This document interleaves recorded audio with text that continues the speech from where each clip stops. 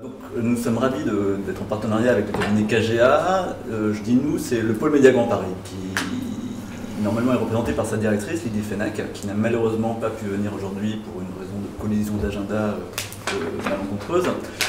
Je vais vous donner deux, trois petites indications simplement sur ce qu'est le pôle Média Grand Paris pour ceux qui ne seraient pas tout à fait au clair avec tout cela. Et ensuite relaisser la parole au cabinet KGA. Donc le pôle Média Grand Paris, c'est une grande entreprise qui est financée par l'État, à travers la DATAR et la DIRECT, par la région Île-de-France, mais surtout par le département de Seine-Saint-Denis, par la collectivité qui se nomme Pleine Commune, qui est la communauté d'agglomération qui est autour de Saint-Denis, par les villes de Paris et de Clichy, et qui a pour objectif, donc cette grande entreprise, de conforter la filière audiovisuel et cinéma, qui est une filière qui, comme vous le savez, est une filière absolument riche en potentiel pour certains territoires. Et le territoire du pôle Média Grand Paris, comme son nom l'indique, étant le Grand Paris, il a un cœur, et ce cœur, c'est le nord de Paris, c'est la Plaine Saint-Denis, Saint-Ouen, la Seine-Saint-Denis au sens large.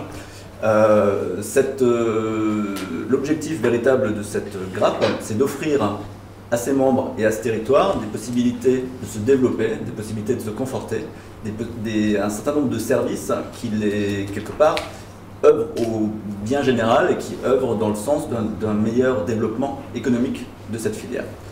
Donc concrètement, le pôle Média Grand Paris, ce sont un certain nombre de dispositifs et de services et d'outils mis à disposition des membres et parfois des non-membres. Parmi les outils que je vous cite, et ce ne sont que certains parmi d'autres, je vous invite à revenir vers nous à l'issue de la réunion d'aujourd'hui pour en discuter plus avant. Parmi les services que nous vous proposons, par exemple, il y a la mise en place d'un prêt d'honneur spécialement dédié à la filière image pour les entreprises de l'audiovisuel du cinéma. Il y a une offre de formation proposée à nos membres sur toute une série de secteurs particulièrement intéressants. Il y a la mise en œuvre depuis un certain nombre d'années de la commission du film de Seine-Saint-Denis, qui a pour vocation de faire la promotion de Seine-Saint-Denis comme lieu de tournage.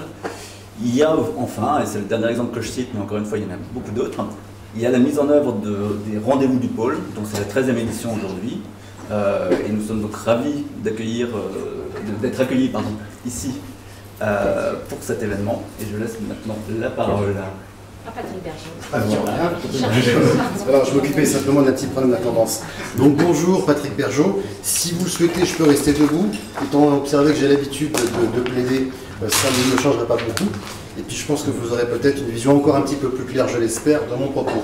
Alors une petite présentation de ma part. Je fais du droit du travail, malheureusement entre guillemets, depuis 25 ans. Malheureusement parce que c'est pas toujours évident dans notre pays qu'est la France, avec un code du travail de plus en plus difficile à cerner, de plus en plus difficile à interpréter. Et les cas, je dirais, que l'on représente aujourd'hui, qu'il s'agisse d'entrepreneurs individuels ou sociétés, sont de plus en plus difficiles à plaider. Pourquoi? Parce qu'il y a une certaine méconnaissance de la jungle que constitue aujourd'hui. Je ne vais pas vous faire peur, hein, mon propos c'est pas du tout ça, c'est juste d'attirer votre attention, bien entre matière quand même, sur certains petits problèmes qui peuvent se poser spécifiquement en matière de production individuelle, principalement en matière de production individuelle. J'ai commencé dans l'audiovisuel et en droit du travail, donc il y a très très longtemps. À l'époque, je travaillais avec un expert comptable qui m'a dit un jour: Patrick, j'ai une très très grosse société de production audiovisuelle, il nous faut un véritable spécialiste. J'avoue que j'étais jeune avocat. Connaissez-vous le milieu audiovisuel? J'ai dit oui, bien sûr, pas de problème. Jeune avocat, on a besoin de travailler, je connaissais évidemment rien du tout. Et j'ai appris en même temps que la société, et heureusement, il n'y a pas eu pas trop de dégâts. Alors, si vous voulez, le but, moi, de ce que je voudrais vous dire aujourd'hui concernant le droit social, je dirais de manière large au sein de l'audiovisuel, il y a deux principaux types de difficultés. Les premières difficultés tiennent à la rédaction et au contenu des contrats de travail. C'est là où, en règle générale, les sociétés de production audiovisuelle se font, entre guillemets, avoir. Avoir par qui? Par les salariés en cas d'action de leur part, et surtout par l'URSSAF. L'URSSAF, j'ai fait beaucoup de contrôles URSSAF en matière d'audiovisuel, et en règle générale, c'est pas compliqué. Ils épluchent les bulletins de paie, ils épluchent les contrats de travail, et ils épluchent tout ce qui est rémunération. Et la rémunération des auteurs, qu'elle soit qualifiée de salaire et surtout droit voisin, alors là, c'est quelque chose de génial pour les contrôleurs. Ils se délectent, je vous expliquerai pourquoi, et comment éviter effectivement qu'ils ne se délectent trop. Alors, si on part de manière basique, alors je ne sais pas quel est votre degré de connaissance en matière de droit et de droit du travail en règle générale, Si vous souhaitez des informations, des compléments pendant que je parle, c'est pas un monologue. Hein. Moi, j'essaye de vous donner des indications. Donc, si vous avez des questions, on pourra effectivement en parler à la fin de cette petite formation, entre guillemets. Mais si vous en avez en cours de route, n'hésitez pas. Alors, en dépit du fait que vous appartenez tous au secteur de l'audiovisuel, il ne faut pas perdre de vue que le régime normal du contrat de travail, c'est le contrat de travail à durée indéterminée. Ce n'est pas parce que vous faites partie de l'audiovisuel ou de la production cinématographique ou encore dans l'un des autres secteurs bien connus que vous avez le droit de pratiquer des contrats à durée déterminée, dits d'usage. Non. La forme principale, c'est le CDI. La forme particulière, c'est le contrat à durée déterminée d'usage. Pourquoi d'usage? Parce que le Code du travail, ne me demandez pas le nom de l'article, le numéro de l'article, ça a changé encore il n'y a pas très longtemps, mais en tout état de cause, le Code du travail prévoit que dans certains secteurs, dont l'audiovisuel, il est d'usage de recourir à des contrats à durée déterminée. J'ai souvent eu des clients qui sont venus me voir en me disant « Voilà, maître, on ne comprend pas du tout. Nous faisons partie de la production audiovisuelle, on produit une émission à la télévision, en l'occurrence c'était sur TF1, puis bref, sur d'autres chaînes de télévision. Nous avons conclu des CDD en pagaille et nous avons été requalifiés. » Ah oui, parce qu'il ne suffit pas de faire partie, vous le savez, du secteur de l'audiovisuel pour que le recours au CDDU soit autorisé. Il faut surtout, je dirais que c'est une condition fondamentale, que l'emploi de l'individu, du salarié, soit par nature temporaire. En clair, si vous engagez, dans le cadre de vos sociétés de prod, un comptable, un juriste, un chargé de production lambda, entre guillemets, c'est un emploi qui, par nature, n'est pas temporaire, c'est un emploi qui est lié à l'activité permanente et stable de l'entreprise. Et à ce moment-là, vous avez automatiquement une requalification de votre contrat. Alors, ce qu'on dit effectivement, c'est que le caractère de l'emploi, ça va être très difficile pour vous, Claire, parce que moi, c'est effectivement comme quand je plaide, j'ai un dossier prêt et puis ça part dans tous les sens, avec quand même un objet principal. Voilà. Il y a des exemples, par exemple des exemples. Parlons, voilà. Alors ça, ce sont des exemples tirés de cas de jurisprudence, donc de cas qui ont été plaidés. Dans le premier cas, nous avions un réalisateur à la régie finale. On aurait pu penser qu'un réalisateur à la régie finale était par essence exempt de tout reproche. Alors pourquoi? Parce que c'était quelqu'un qui travaillait depuis de nombreuses années, et on aurait pu penser qu'effectivement, le recours au CDDU n'était pas légitime. Eh bien si, il a été jugé légitime, parce que la personne en question, bon, qu'il ait des aptitudes artistiques ou pas, d'ailleurs, c'était pas tellement important, mais ce qui était le plus important, c'était que les programmes et les émissions étaient par nature temporaires.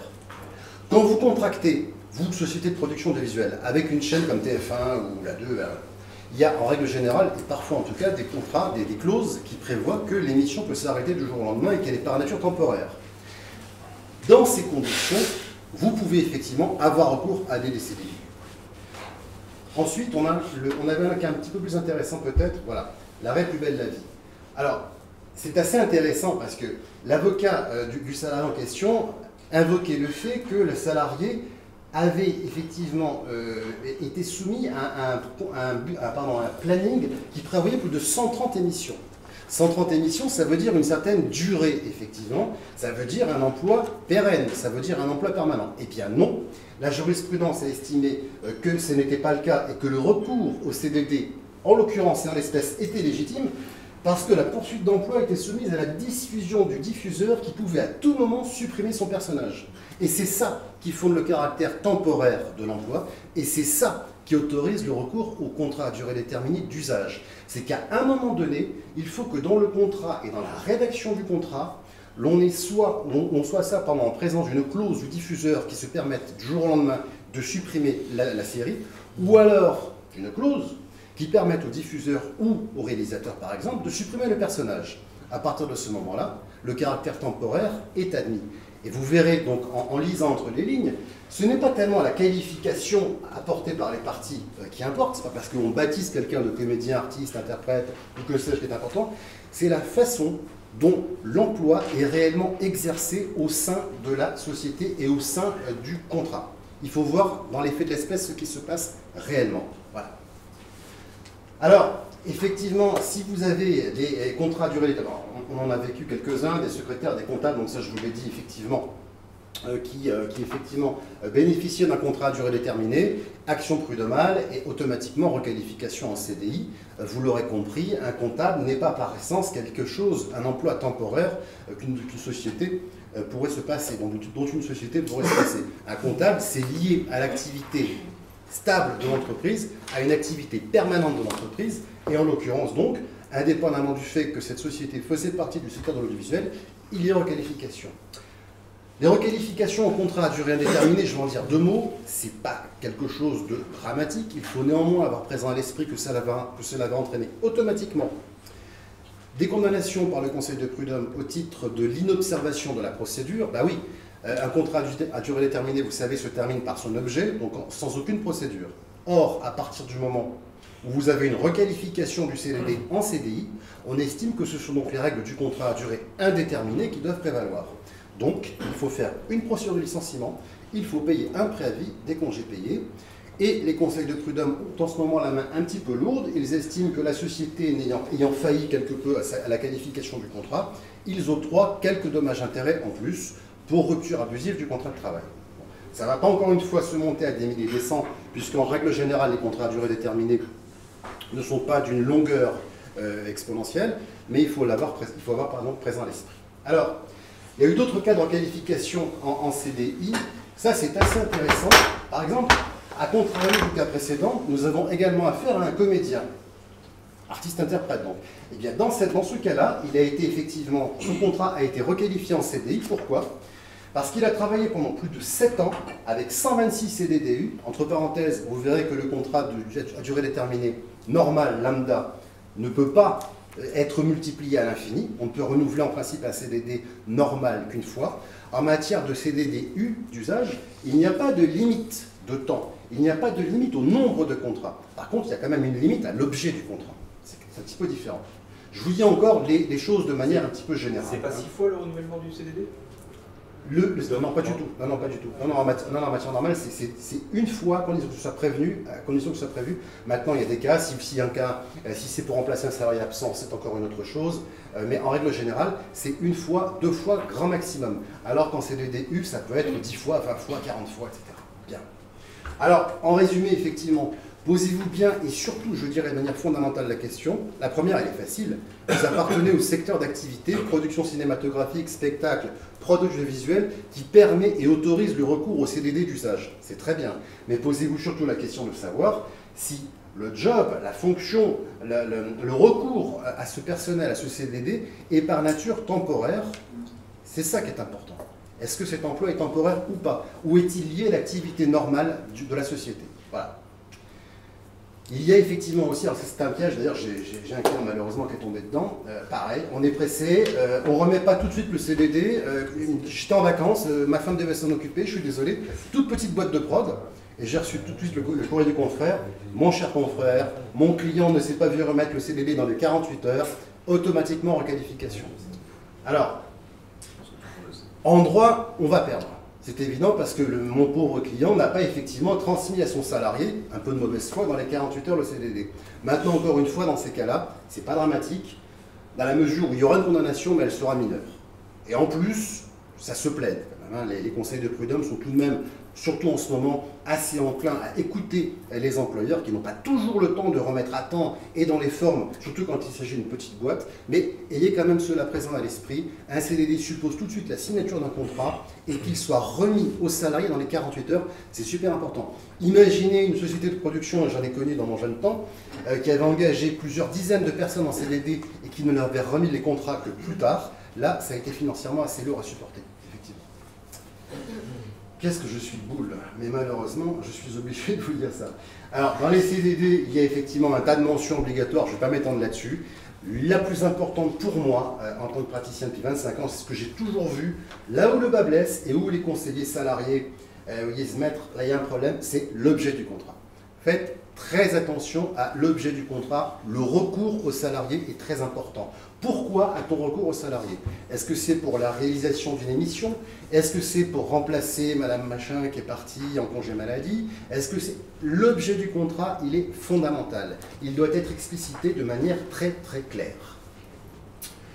Alors, donc on en parlait effectivement, il n'y a pas de durée maximale non plus légale en matière de CDDU. CDD normal, c'est 18 mois. Là, vous l'avez vu, évidemment, les CDDU qui se poursuivent pendant 7 ans, dans certaines émissions, démontrent qu'il n'y a pas de durée légale maximale. Pour autant, n'oubliez pas toujours, je reviens à mon objet du contrat, le recours au salarié doit être motivé par une tâche bien précise et la réalisation d'un objet. Je réalise une émission, je réalise une production, monsieur est affecté à cette production, monsieur est affecté à cette émission. Et automatiquement, le rôle et le recours à cette personne seront terminés lorsque l'émission elle-même sera terminée. C'est basique, mais ça c'est quelque chose que les conseils de prud'homme regardent toujours.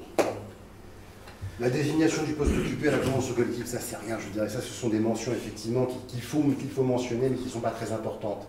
Prévoir effectivement aussi une période d'essai. Vous savez tous que pendant la période d'essai, avec des tempéraments de plus en plus importants, la rupture du contrat est libre. Attention tout de même à ne jamais, par exemple, motiver trop une rupture d'essai. Monsieur, effectivement, vous n'avez pas plu, vous ne vous êtes pas intégré au sein de la société, etc. C'est pas bon. Je l'ai vu, c'est pas bon. Une rupture d'essai, soyez objectif. Monsieur, vous n'avez pas effectivement rempli les attentes que la société attendait de vous. On arrête, bonsoir, bonne nuit. Mais ne commencez pas à motiver, parce qu'alors là, c'est fini. C'est fini, pourquoi? Parce que le salarié va pouvoir s'en servir, parce que l'essai est destiné à tester les capacités professionnelles du salarié. Point final. Alors, oui, alors là, bon, bah, effectivement, ça fait partie des mentions qui sont pour certaines prescrites à peine de nullité, dans les CDDU aussi, le lieu d'exécution, la caisse de retraite complémentaire, encore que ça, c'est pas prévu à peine de nullité, ça c'est vraiment, c'est du... Voilà. Le lieu d'exécution en cas de tournage, c'est tournage lieu multiple. Quels sont Oui, ça peut être lieu multiple. L'important, c'est de le préciser dans le contrat. C'est de le préciser. On peut mettre lieu multiple dans le contrat? Ah bah oui. Vous pouvez préciser... Tout sera nécessaire. Voilà, exactement. Ah oui, ça fait pour remplir l'objet de la mission. Tout à fait, absolument. D'accord. C'est toi ça ou je peux... Alors, donc on est dans le contrat de travail et là, moi aussi, le bas blesse à ce niveau-là. C'est que certains salariés vont avoir dans l'entreprise une fonction de création. Et donc le salarié qui dans l'entreprise a une fonction de création, bah, il faut aussi le traiter. Et moi aussi je vois, alors ça c'est Patrick qui les voit, et puis après il m'envoie le contrat, c'est que dans des contrats où les gens sont embauchés pour créer, eh bien il n'y a pas dans le contrat de clause de cession de droit de ce salarié. Pourquoi ? Parce que c'est assez logique, on dit bah, si on l'a embauché pour créer, bah, c'est normal qu'on devienne propriétaire de ses droits. Vous savez qu'en matière de droit d'auteur, s'il n'y a pas écrit de manière claire, alors selon les cas de manière plus ou moins différente, que l'entreprise va devenir propriétaire des droits de son salarié, les droits ne sont pas cédés. Il n'y a pas en matière de droit du travail de cession implicite des droits d'un salarié. Là c'est un grand principe, il ne faut pas oublier, et donc avoir ce grand warning. Dès que j'ai quelqu'un qui crée, il faut que j'ai un papier où il y a l'expression de la transmission de son droit. Alors, grand principe, seule la personne physique ayant créé l'œuvre a la qualité d'auteur. Je vais vous dire autre chose tout à l'heure, mais gardez ça quand même. Personne physique, il faut un contrat de cession de droit d'auteur. Si ce n'est pas un contrat de cession de droit d'auteur, parce que parfois ce n'est pas un réalisateur ni un scénariste, qui ne sont d'ailleurs pas des scénaristes, n'est pas un salarié, c'est une personne physique qui crée, et comme l'article 131.3 du Code de la propriété intellectuelle le dit, la cession des droits doit être expresse et écrite. Non pas seulement je cède mes droits, mais expresse et écrite avec un certain nombre de clauses bien précises à peine de nullité de la cession. Donc je vous renverrai à l'article 131.3 du CPI, vous pouvez l'avoir sur Légifrance. Donc, tous les salariés qui ont une mission créative doivent avoir dans leur contrat une clause qui s'appelle cession des droits et qui va devoir préciser tout ça. La durée, s'il n'y a pas de durée dans la cession, ben, il n'y a pas de cession. Le territoire d'exploitation, le monde, maintenant c'est le monde. Une mention distincte pour chacun des droits cédés, c'est-à-dire de dire que l'on va bien céder le droit de reproduction et le droit de représentation, c'est les deux grands pans du droit patrimonial. La mention distincte pour chaque mode d'exploitation, bah, c'est-à-dire que je prends les droits pour les exploiter de manière télévisuelle, vidéographique, internet, et bref, on va avoir une espèce de litanie de tous les modes d'exploitation qui, au fur et à mesure que le temps arrive, enfin le temps avance et qu'il y a de plus en plus de modes d'exploitation, c'est une liste qui devient de plus en plus longue, mais il faut le mentionner. Le dire comme ça, tout média, c'est pas suffisant. Hein, pas suffisant. Et la rémunération. Alors la rémunération, c'est une vraie problématique parce que on embauche quelqu'un pour qu'il crée, donc on imagine que son salaire, il est fait pour créer. Oui, on peut écrire ça. Le salaire va couvrir une partie des droits d'auteur. Alors, je m'arrête un peu plus longtemps, c'est-à-dire qu'il va y avoir un salaire et il faudra préciser dans la clause qu'un pourcentage de ce salaire va rémunérer de manière forfaitaire, alors je vais préciser encore plus ce point-là, va préciser de manière forfaitaire la cession des droits, parce que sinon, il n'y a pas de contrepartie en rémunération. Hein. Donc, vous prenez votre salaire, sous réserve d'ailleurs que le salaire que vous allez verser à votre salarié ne soit pas le pile-poil minimum, soit du salaire légal, soit de la convention collective. Parce que si vous prenez le salaire pile-poil de la convention collective et que vous disiez 10% de ce salaire correspond à la cession des droits, tout d'un coup vous avez un salaire, une rémunération salariale qui est en dessous du montant de la convention collective et ça ne marche pas. Juste un aparté, mais très rapide. J'ai débarqué un jour dans une société de prod assez connue qui est dans le coin, et puis dont je rencontre le DRH qui me dit « Pas de problème, on sait gérer. » Pour tout le monde, journaliste, animateur, etc., on fait 60-20-20, et on l'applique depuis des années. 60%, c'est le salaire, 20%, c'est les droits d'auteur, et 20% encore, c'est les droits voisins, ou encore un autre truc. Et je lui dis « Ça marche ?» Il me dit « Pas du tout, on se fait retoquer à chaque fois. » Parce qu'on ne peut pas fixer par avance les rémunérations effectivement des artistes-interprètes, surtout lorsqu'il n'y a pas d'œuvre créatrice, mais ça, Karine va vous le dire. Et après, j'ai un exemple concret qui est assez marrant. Alors, donc, on va devoir ventiler et donc avoir une rémunération un peu au-dessus pour pouvoir rémunérer la cession des droits. Alors, vous allez me dire, parce que vous savez très bien toutes ces choses-là, vous dites, oui, non, mais attendez, en droit d'auteur, le principe, c'est la rémunération proportionnelle aux recettes. Comment est-ce qu'on fait? Alors, effectivement, ça dépend des salariés en question. Moi, je vous parle des salariés qui risquent d'avoir une activité créative, mais qui ne sont pas, par exemple, comme un réalisateur, mais ça pourrait être, par exemple, quelqu'un qui va créer des sites internet sur lesquels on va, parce que le principe de la rémunération proportionnelle, c'est une rémunération, un pourcentage sur les recettes qui sont payées par le public. Le public, c'est les gens. C'est pas un client qui vous commande une campagne de pub, par exemple. C'est pas le public. Et le public, quand il voit la pub à la télé, il la paye pas. Il la regarde, personne ne la paye. En réalité, seul l'annonceur paye. Donc, lorsqu'on est dans ce type-là, et souvent c'est le cas de ces contrats, où on va acquérir les droits d'un auteur parce que c'est d'un salarié, parce que c'est un créateur, mais la création du salarié n'a pas vocation à être exploité comme serait exploité un film, c'est-à-dire dans un circuit où il y a un accès du film au public. Donc dans ces cas-là, on va valider le fait que les 20% de l'enveloppe rémunération affectée à ce salarié créateur puissent être un forfait. Hein. On est dans les cas du forfait de l'article 131.4 et là, vous remplissez les conditions. Si d'aventure, ce que vous allez faire créer à votre salarié a vocation à être exploité de manière plus indépendante, qu'est-ce que ça pourrait être? Ça pourrait être une œuvre, un petit film, un petit film qui a vocation à être vendu par exemple sous forme de DVD ou vendu à la VOD sur votre site. Alors il faudra rajouter une clause en disant que pour ces sessions-là, eh bien vous allez devoir, parce que c'est une obligation, payer votre salarié avec une rémunération proportionnelle sur les recettes que vous pourriez obtenir en vendant cette petite œuvre individuellement auprès du public. Donc il faudra, alors ça veut dire qu'il n'y a pas de clause type, en fait il y a des grands principes et qu'ensuite c'est une réflexion d'opportunité. De quoi s'agit-il? Récemment on nous a posé la question dans un contrat de travail, c'était un designer qui avait dessiné un objet. Et donc, il fallait bien, ce designer étant embauché pour créer un objet, qu'on ait une clause de cession de droit. Et donc, la question ne s'est pas posée de est-ce qu'il faut une clause de cession de droit, mais est-ce qu'on peut le rémunérer au forfait? Donc, on a réfléchi et on a dit, voilà, ce designer va créer un objet, mais qu'est-ce qui va être acheté par le public? Ça n'est pas la création du designer, c'est l'objet, c'est un objet. avec la création du designer. Dans l'article L131.4, il y a une clause qui dit on peut payer un auteur au forfait lorsque l'œuvre de l'auteur n'est pas l'objet essentiel qui est vendu. Or, et c'est le cas par exemple des produits merchandising, quand on a un produit merchandising, c'est le même cas qu'un objet créé par un designer, ce qui est acheté c'est l'objet. Les enfants, les parents qui vont acheter un cartable Hello Kitty à leur enfant vont pas acheter du Hello Kitty, auquel cas ils vont voir la série sur un DVD ou à la télévision, ils vont acheter un cartable qui porte un dessin Hello Kitty. Donc, dans ce cas de produit, de produit concret, siège de droit d'auteur, l'essentiel c'est le produit et c'est pas l'œuvre. Et donc là, on a des recours au forfait.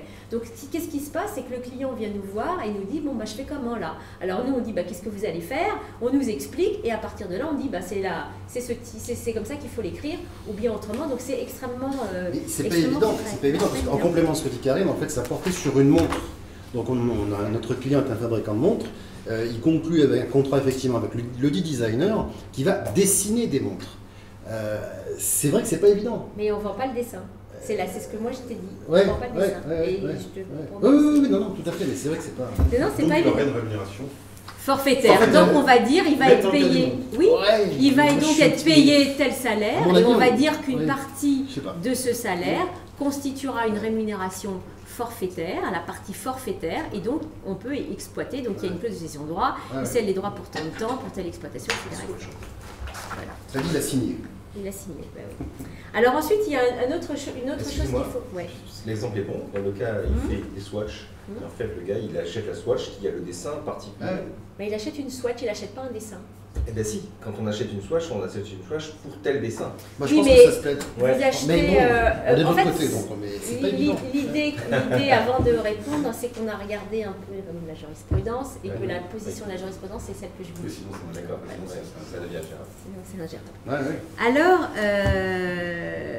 on aurait pu, effectivement, alors ça c'est le plus facile à gérer, hein, vous payez un forfait, c'est plus simple. Maintenant, on peut imaginer que l'auteur, l'avocat de ce créateur dise mais il est hors de question que ça fonctionne comme ça, je veux une rémunération proportionnelle sur chacune des montres. Il aurait pu, non? On va Peut-être. dire- La il aurait pu. première montre, il a signé au forfait, la deuxième. Ben voilà. Alors après, on va avoir Ouais, une je- discussion ouais. sur l'assiette. On va avoir une discussion sur l'assiette. C'est quoi l'assiette légale, hein, elle est très claire, elle ne dit pas autre chose que c'est le prix payé par le public. Maintenant, est-ce que lorsque le fabricant des montres va mettre sur le marché, va distribuer la montre, est-ce qu'il va être possible de payer une rémunération proportionnelle sur le prix payé par le public? On va avoir du mal Comment à déterminer, avoir. ouais. D'abord, on va avoir du mal à avoir accès à cette recette. On va avoir du mal à avoir accès à cette recette parce qu'il y a des distributeurs, qu'il y a beaucoup d'intermédiaires et que finalement le prix payé par le public, d'abord il n'est pas tout le temps pareil, il n'y a pas tout le temps le même prix. Et puis on va avoir du mal à calculer et à rechercher. C'est super parce que ce cas-là, c'est aussi une exception à la rémunération proportionnelle. On peut faire un forfait. Alors il y a plusieurs sortes de forfaits. Un forfait, ça peut être une somme fixe. Le forfait, en droit d'auteur, ça peut être une somme qui est certes proportionnelle à des recettes, mais qui n'est pas proportionnelle à l'assiette légale. Donc tout d'un coup, on sort du système légal et on rentre dans le système du forfait qu'on va fixer non pas avec une somme fixe, mais par exemple avec un pourcentage sur le chiffre d'affaires du fabricant, sur les sommes que reçoit le fabricant. Donc là, comme je change l'assiette, je me mets en marge de la rémunération légale, c'est un peu technique, et donc je rentre dans le système du forfait. Donc c'est une autre manière de fixer le forfait, mais on reste quand même dans le système du forfait. Et pour corroborer ce que dit Karine, je réfléchis à mon cas d'espèce. Moi, j'ai très souvent le fabricant en question qui n'est pas content parce que ces montres sont parfois, je dis bien parfois, vendues sur Internet à des tarifs défiant toute concurrence. Et donc là, comment fixer le prix public à Voilà. partir du moment où le prix Internet est lui-même bien inférieur? Et- Pourquoi? Parce qu'il y a des réseaux parallèles à Hong Kong, etc. Enfin, bon, Et donc, si on fait des clauses comme ça, Voilà, c'est c'est parce évident. que quand vous faites une clause avec un auteur, si vous vous dites « je m'engage à vous payer sur un prix payé par le public » et vous ne le faites pas, vous êtes en faute de votre contrat et la clause peut être résiliée. Et donc, c'est pas tant une histoire de commodité, c'est aussi qu'est-ce que je peux respecter, quelle clause je peux respecter. Évidemment, dans un contrat, on met toujours une clause qu'on est capable de respecter et pas une clause qui répond bêtement à ce qu'on pense être l'exigence légale. D'accord ? Donc ensuite, il y a un deuxième principe qu'il faut que vous sachiez, c'est qu'en droit d'auteur, il est interdit interdit de faire une cession globale des œuvres futures. Ça veut dire quoi? Ça veut dire que vous ne pouvez pas acquérir de manière globale auprès d'un auteur et lui mettre une clause en disant tout ce que tu vas créer pour moi, ça va m'appartenir, dans l'absolu, comme ça. Alors, je veux dire, c'est embêtant parce que quand on a un auteur, un créateur salarié, ben, a priori, on sait dans quel genre on va le faire créer, mais on ne sait pas exactement ce qu'il va créer. Alors oui, c'est vrai, donc on a une manière de rédiger nos clauses et on va dire, voilà, on va vous embaucher pour ça, vous allez créer, on part du principe que vous allez nous céder les droits, mais vous allez nous céder vos créations au fur et à mesure que vous allez les faire. Avec cette simple phrase, eh bien, vous respectez ce principe de l'interdiction de la cession globale des œuvres futures. La seule entorse à ce principe, c'est la SACEM qui la pratique, sachez-le, puisque quand vous êtes adhérent SACEM, auteur SACEM, eh bien vous partez du principe que SACEM un jour, SACEM toujours, quand bien même vous n'avez pas apporté des œuvres que vous n'avez pas encore créées. Mais bon, ça c'est juste une petite parenthèse. Et un petit... Il faut donc faire signer un avenant pour les œuvres futures, à chaque non, fois. ça veut dire qu'on va écrire... Alors il y a beaucoup de manières. On peut dire... On peut dire, chaque fois que vous créerez, on acquérera les droits dans les termes précisés dans la clause, ou bien on peut dire, chaque fois qu'on vous remettra votre bulletin de salaire, ça marquera l'acquisition de vos droits. Donc on va avoir un petit événement qui va faire que effectivement on va concrétiser l'acquisition au fur et à mesure des droits. Ensuite, un troisième point qui va un peu en retrait par rapport à ce que je vous disais tout à l'heure, c'est la notion d'œuvre collective. Alors la notion d'œuvre collective, tout le monde l'aime bien parce que ça serait tellement simple si ça marchait comme ça, puisque l'œuvre collective, c'est le cas où la personne morale, donc l'entreprise, est investie ab initio des droits d'auteur. Ça veut dire que c'est comme le système du copyright américain. C'est-à-dire que dès qu'il y a une création au sein de l'entreprise, paf, par opération de l'œuvre collective, une fiction juridique, ça s'appelle, eh bien, la personne morale qui ne peut pas créer, puisqu'on a dit seul un créateur, peut-être une personne physique, eh bien, va être investie, donc titulaire, ab initio des droits d'auteur. Alors, comme c'est assez facile à manier, eh bien, on a tendance, certains ont tendance à vouloir rentrer dans ce régime, mais il est tellement une exception aux règles principales que les tribunaux veillent et sont assez restrictifs et n'admettent pas facilement qu'on rentre dans les conditions de l'œuvre collective. C'est 3 conditions strictes. Contribution de plusieurs auteurs à la création de l'œuvre. Alors évidemment, s'il n'y en a qu'un seul qui a créé, ça va être difficile de soutenir l'œuvre collective. On l'identifie, donc il aurait pu faire une cession. Voilà. Le rôle moteur de la personne morale, elle est à l'initiative de l'œuvre divulguée sous sa direction et sous son nom. Donc on voit, c'est bien une décision vraiment de la personne morale. Alors l'exemple type, parce qu'on le sort tout le temps et qu'il est assez parlant, c'est l'exemple du dictionnaire. Le dictionnaire Robert, c'est les éditions Robert qui font ce dictionnaire. Il y a une multiplicité importante des contributeurs qui sont des auteurs physiques, mais on n'a pas besoin de faire même une clause dans le contrat de transmission des droits, puisque dès le départ, ça sera bien les éditions Robert qui seront titulaires des droits de ces contributeurs. Et pluralité d'apports se fondant dans un ensemble sans possibilité d'attribuer un droit individu à chacun, c'est une phrase assez abscon, qui prête à beaucoup d'interprétations. Qu'est-ce que ça veut dire se fondant dans un ensemble? Ça veut dire que, mais on admet que c'est fondu dans un ensemble, mais on peut tout à fait dire c'est un tel qui a créé, on arrive à identifier, parce que dans un dictionnaire, vous savez qui a fait la partie sur la généalogie, vous savez qui a fait la partie sur les animaux. Donc on arrive, sauf que, eh bien, ce qu'on achètera, toujours pareil, c'est pas la partie sur la généalogie, c'est le dictionnaire avec toutes les définitions dans son ensemble. Donc c'est l'œuvre collective, elle est pratique. Je tire votre attention sur le fait qu'elle était tellement pratique que bon nombre d'éditeurs de jeux vidéo ont fait créer leurs jeux vidéo sous le régime de l'œuvre collective, parce que c'est facile à gérer. On paye les auteurs d'œuvres collectives, on les paye au forfait, on leur donne une rémunération telle quelle, on n'a pas besoin d'imaginer que c'est une rémunération proportionnelle, etc. Donc les éditeurs de jeux vidéo ont beaucoup fonctionné sur le système de l'œuvre collective et ils se sont fait retoquer. C'est-à-dire qu'après des dérives de jurisprudence nombreuses et variées, la jurisprudence a dit non, un jeu vidéo, c'est pas une œuvre collective. Quand on a un jeu vidéo, on en avait parlé dans l'histoire du transmédia, on doit avoir une distribution des régimes juridiques et donc de définir à chaque fois de quoi on parle dans le jeu vidéo et à chaque fois lui dire est-ce que c'est un logiciel, on applique le droit du logiciel, est-ce que c'est une œuvre de collaboration, parce qu'il y a des scénarios, on applique le droit de collaboration, et puis il y en a d'autres qui seront sous le régime de l'œuvre collective. Mais ça n'est pas aussi simple. Donc là encore, faites attention quand vous dites je vais faire l'œuvre collective, ça va fonctionner. Pardon pour la faute de personne morale, les jeunes avocats maîtrisent moins l'orthographe, c'est comme ça. Mais parce que c'est moral, elle est morale cette personne. Oui, ça doit être ça. Le moral, elle avait le moral, elle n'avait pas On va le... dire ça. Donc maintenant le dernier point c'est le logiciel. Donc le logiciel, c'est une dérogation au principe de la cession des droits, L113.9 du Code de la propriété intellectuelle. Lorsque le logiciel est créé par un créateur salarié de l'entreprise, il y a un transfert automatique des droits du salarié dans les mains de l'employeur. Donc le logiciel, c'est une clause qui est assez récente dans le Code de la propriété intellectuelle. On a tenu compte effectivement du monde de l'entreprise en disant que ça serait un petit peu compliqué à gérer. Alors faites attention, c'est le logiciel qui est créé par le salarié de l'entreprise, parce qu'il a travaillé sous instruction de l'entreprise. Donc c'est assez logique qu'elle en devienne propriétaire. Faites pas l'erreur que j'ai rencontrée il n'y a pas très longtemps d'un entrepreneur dont l'activité de son entreprise c'est de gérer un logiciel. Il a créé un logiciel et il l'exploite.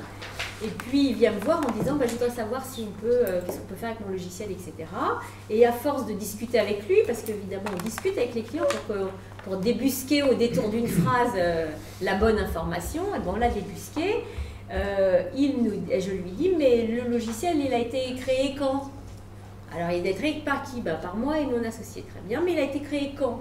Est-ce qu'il a été créé avant la création de votre entreprise? Oui, oui, me dit-il.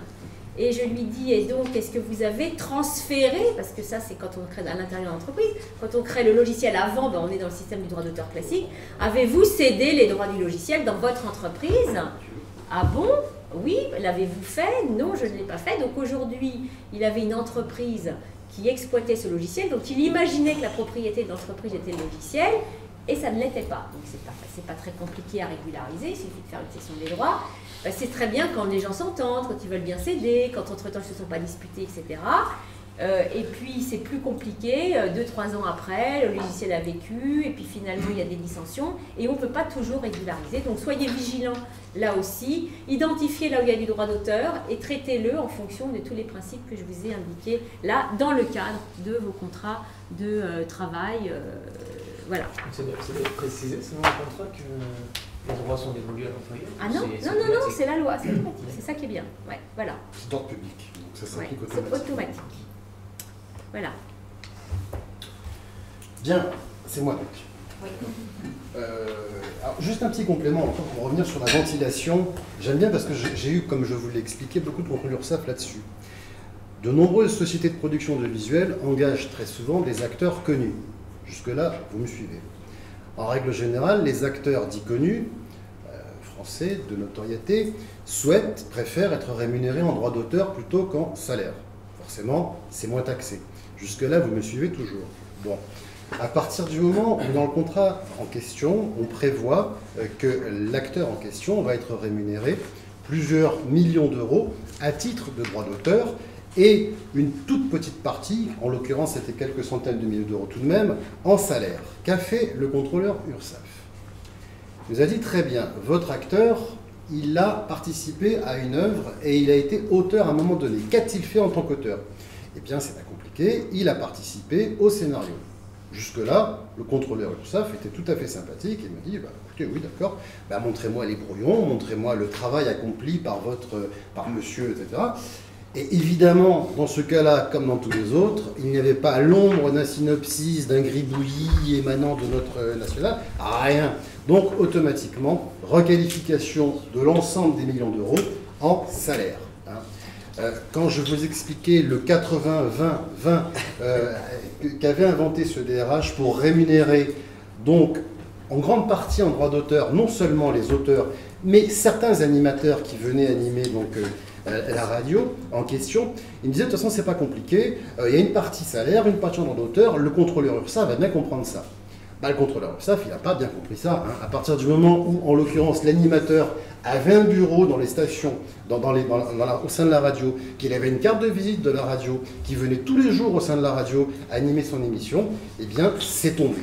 Alors, que le droit d'auteur, effectivement, fonctionne pour partie, il fonctionne pour partie, mais il ne faut pas non plus exagérer. Attention aux liens de subordination, attention aux marques apparentes de l'animateur. À partir du moment où il est intégré dans la société de production audiovisuelle ou dans la station de radio, il faut y aller, je dirais, mollo sur les droits d'auteur. On ne peut pas faire tout et n'importe quoi.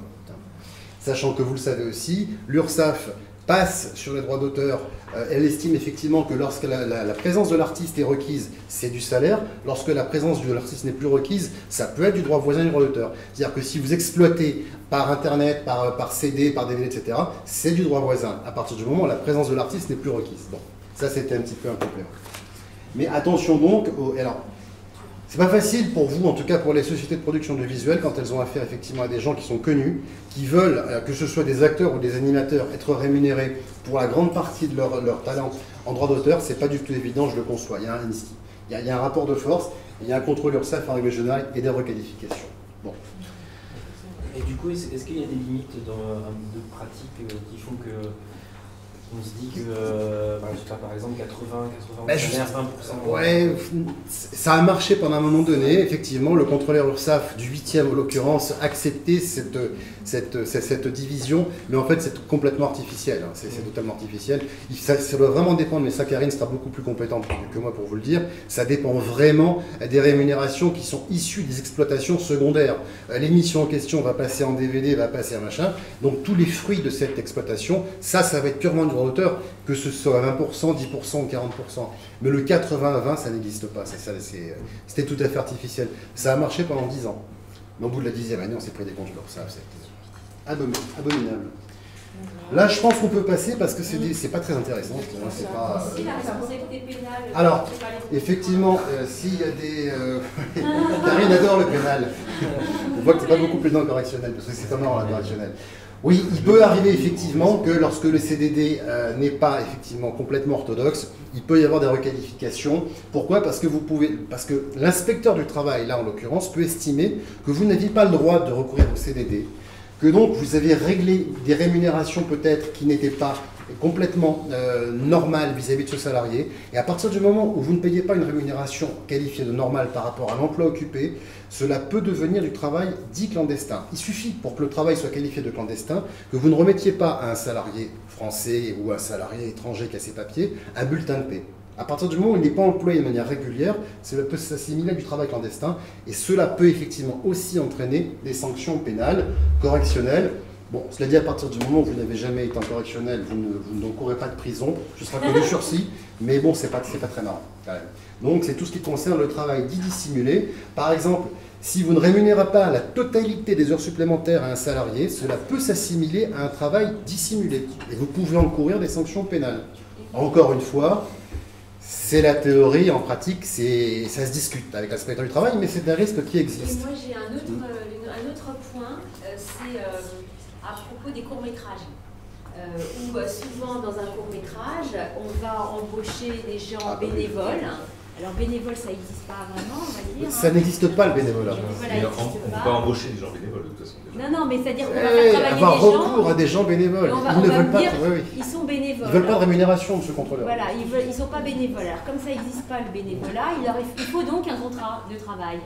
Donc c'est savoir que quand bien même le court-métrage, c'est effectivement un espèce de lieu magique d'un travail commun, avec une bande de copains, etc., avec une bande de copains, voilà. Vous n'êtes pas totalement exclu du monde du droit. Qu'est-ce qui se passe en cas d'accident du travail, hein? Donc ça sert à ça aussi, un contrat de travail, c'est être protégé lorsqu'il y a un accident du travail. Et quelle est la difficulté lorsqu'on va se mettre en marge, c'est-à-dire qu'on va embaucher des gens, enfin on va faire travailler des gens sans les avoir embauchés, sans les payer. À partir du moment où par exemple ça ne se passe pas si bien dans le court-métrage, ben, vous allez avoir une équipe de films qui est toujours un peu pléthorique. plein d'assistants dans tous les sens, qui vont aller au conseil des prud'hommes et qui chacun va dire, bah voilà, j'ai pas été payé. Alors, si c'est 1 ou 2 journées de travail, c'est pas beaucoup, mais quand il y a 25 personnes qui réclament la même chose, c'est des fêtages d'huile. Voilà, c'est les fêtages d'huile, à une seule petite société de production qui avait envie de faire un court-métrage, eh bien, elle se retrouve à effectivement exposer un risque financier très important. Donc, réfléchissez quand vous faites vos courts-métrages, ou si vous intervenez sur un court-métrage, à effectivement voir comment ça peut se passer. Et le salaire minimum en France, c'est le SMIC. Pour 2 jours de travail, c'est pas non plus des sommes monstrueuses. Donc, il faut en tenir compte pour ne pas courir ce risque, ou bien le courir en connaissance de cause. Voilà, l'idée c'est finalement de savoir à quoi vous vous exposez quand vous faites les choses. En cas d'accident du travail, est-ce que c'est le contrat qui fait faux ou la DGE? Alors justement, l'accident du travail, c'est un exemple assez sympa. Imaginons donc que vous recouriez, c'est sympa entre guillemets, vous recourez à des bénévoles, vous ne les payez pas. Vous avez un inspecteur du travail qui passe par là, il fait beau, etc.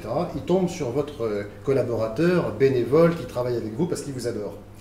Le dit collaborateur a un accident du travail. Alors à ce moment-là, c'est génial parce que depuis peu, il pèse sur chaque employeur une obligation dite de sécurité de résultat.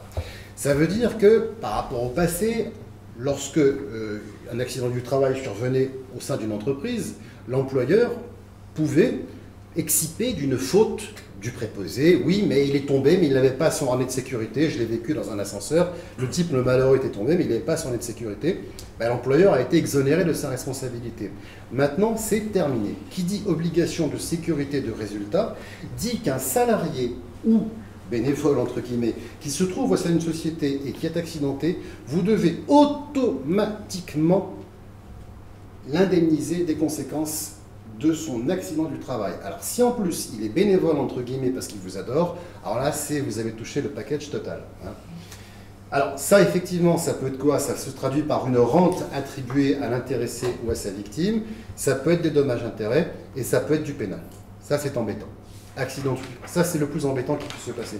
Donc régulariser automatiquement, c'est la déclaration unique de toute façon effectivement qui prévaut. Vous devez avant toute embauche envoyer une déclaration à l'URSSAF. Après, qu'il y ait un contrat de travail écrit ou pas, c'est pas grave. J'ai parfois des clients, alors cette fois-ci individuels, particuliers, qui me disent à maître, je suis désolé, mais j'ai pas de contrat écrit, j'ai été engagé comme ça. Je dis, mais c'est pas grave, vous avez un contrat de travail. Le contrat de travail indéterminé n'est pas automatiquement écrit, il est oral. Voilà. Mais au moins, faites la déclaration préalable à l'embauche. Ça, c'est. Sinon, c'est du travail clandestin. Alors, c'est embêtant. Ça peut être embêtant. Et le risque, si on n'a pas fait de BE et qu'il y a un accident du travail, c'est travail illégal, emploi de travailleurs en situation irrégulière, en situation illégale, plus obligation donc de sécurité de résultat qui pèse sur vous. Donc vous serez admis à vous présenter au TAS, au tribunal des affaires de sécurité sociale, qui va vous condamner à des dommages-intérêts assez importants, vous condamner à rembourser tous les frais médicaux engendrés par la situation de l'intéressé, plus il y a finité. Alors que s'il y a une et puis payer un avocat, alors ça je vous garantis que ça c'est le surcroît, c'est le pire.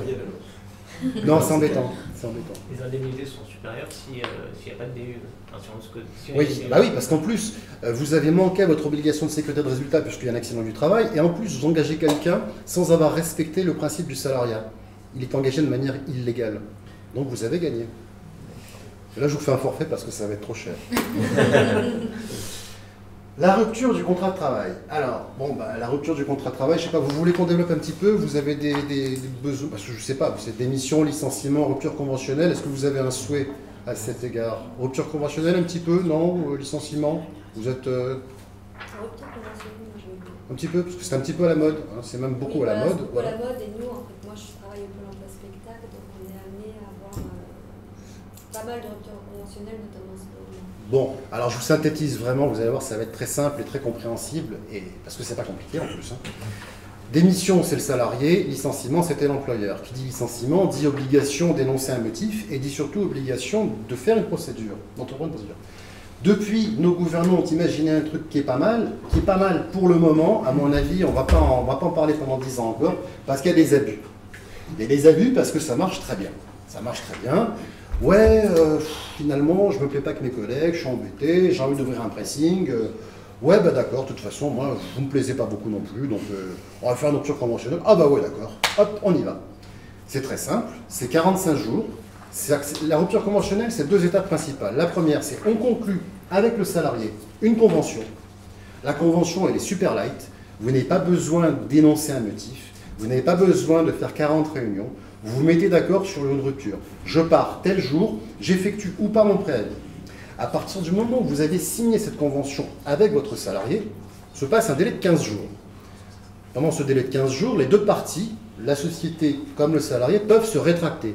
Dire finalement non, je ne veux pas de la rupture, je veux rester, j'aime trop mes collègues, je suis très bien ici. Passé 15 jours, si aucune des 2 parties ne s'est rétractée, transmission de la convention à la directe.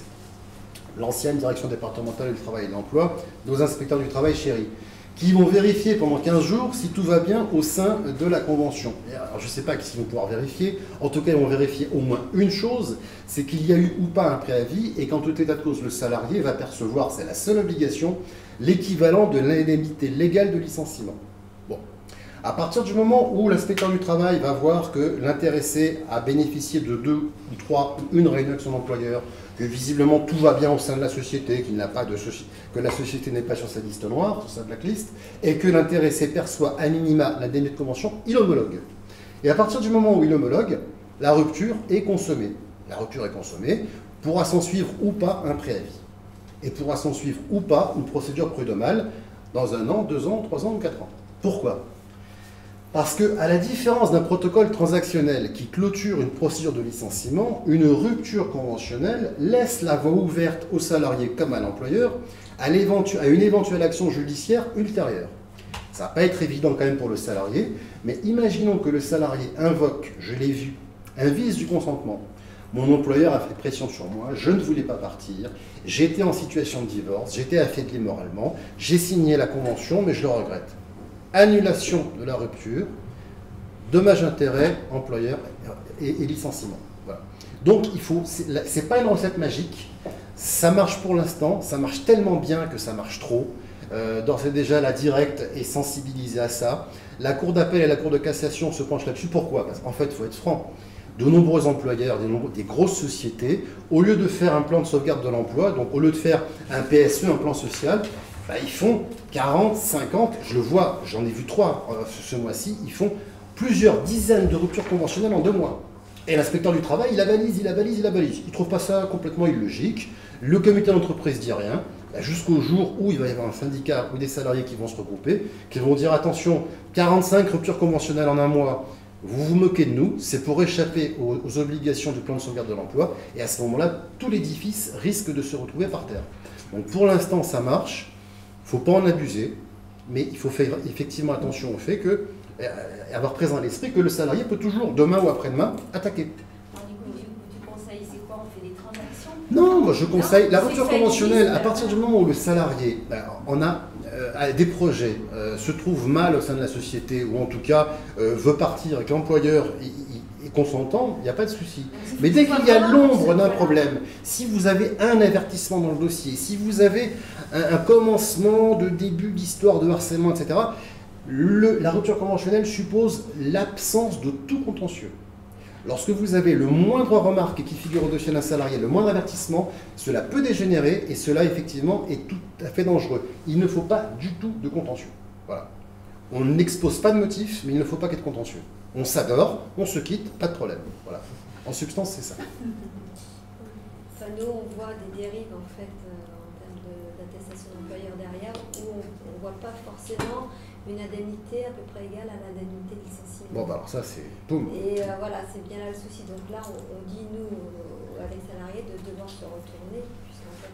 Bien sûr, ça c'est automatique. Hein, ça, c'est... Considérer qu'ils sont licenciés ou vous considérez Alors nous, rien. on les indemnise. Vous les indemnisez On quand les même. indemnise, voilà. Jusqu'à... Fonctionnel, on les indemnise. Ils ne restent pas en l'air. Non, ça fait partie. C'est comme le licenciement faute grave ou faute courte, on indemnise. Vous les indemnisez salariés. quand même. Mais Quand ça, bien c'est- même la rupture conventionnelle n'est pas bien faite. Oui, et c'est Oui. là mon interrogation Oui. parce qu'on n'avait pas la notion du passage à la directe. On avait vraiment Oui. un système qu'encore on devait indemniser, mais je ne savais pas qu'il y avait une notion de passage à la directe qui devait Ah oui, valider en fait cette rupture conventionnelle. Et je me dis que c'est peut-être pas forcément bien ciblé à la directe. Oui.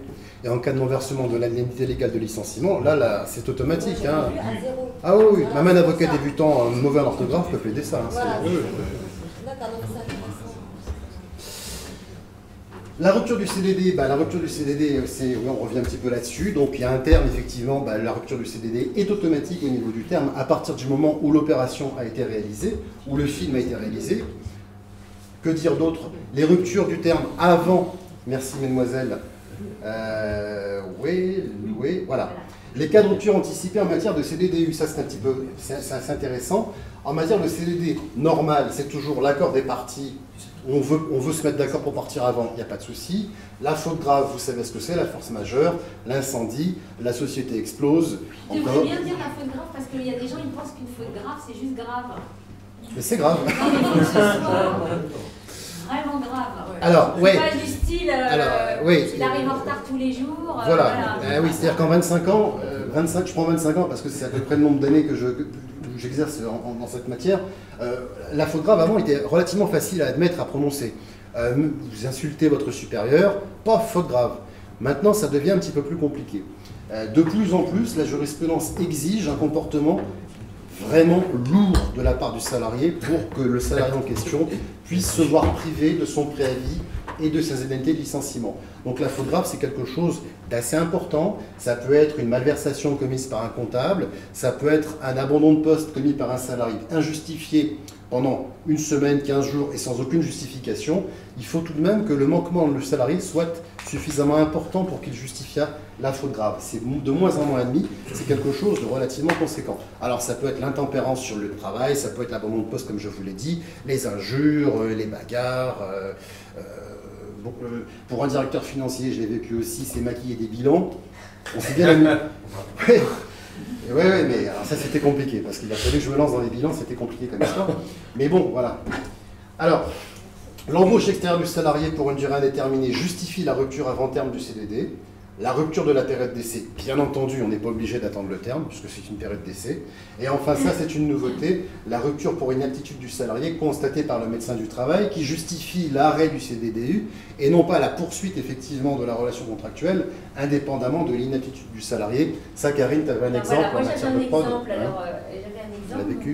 J'avais un client qui faisait un film, un long métrage, et puis quelques jours avant le début du film, donc il avait embauché toute l'équipe du film, il avait embauché les acteurs, etc. Et quelques jours avant le début du film, du tournage, eh bien, la réalisatrice fait une embolie pulmonaire. Elle fait une embolie pulmonaire, elle est soignée, et les assurances se demandent s'ils vont l'assurer. Finalement, elle ne se consolide pas aussi vite que prévu, elle se consolide mais pas aussi vite que prévu, et les assurances disent nous on n'assure pas le film si c'est elle qui réalise le film.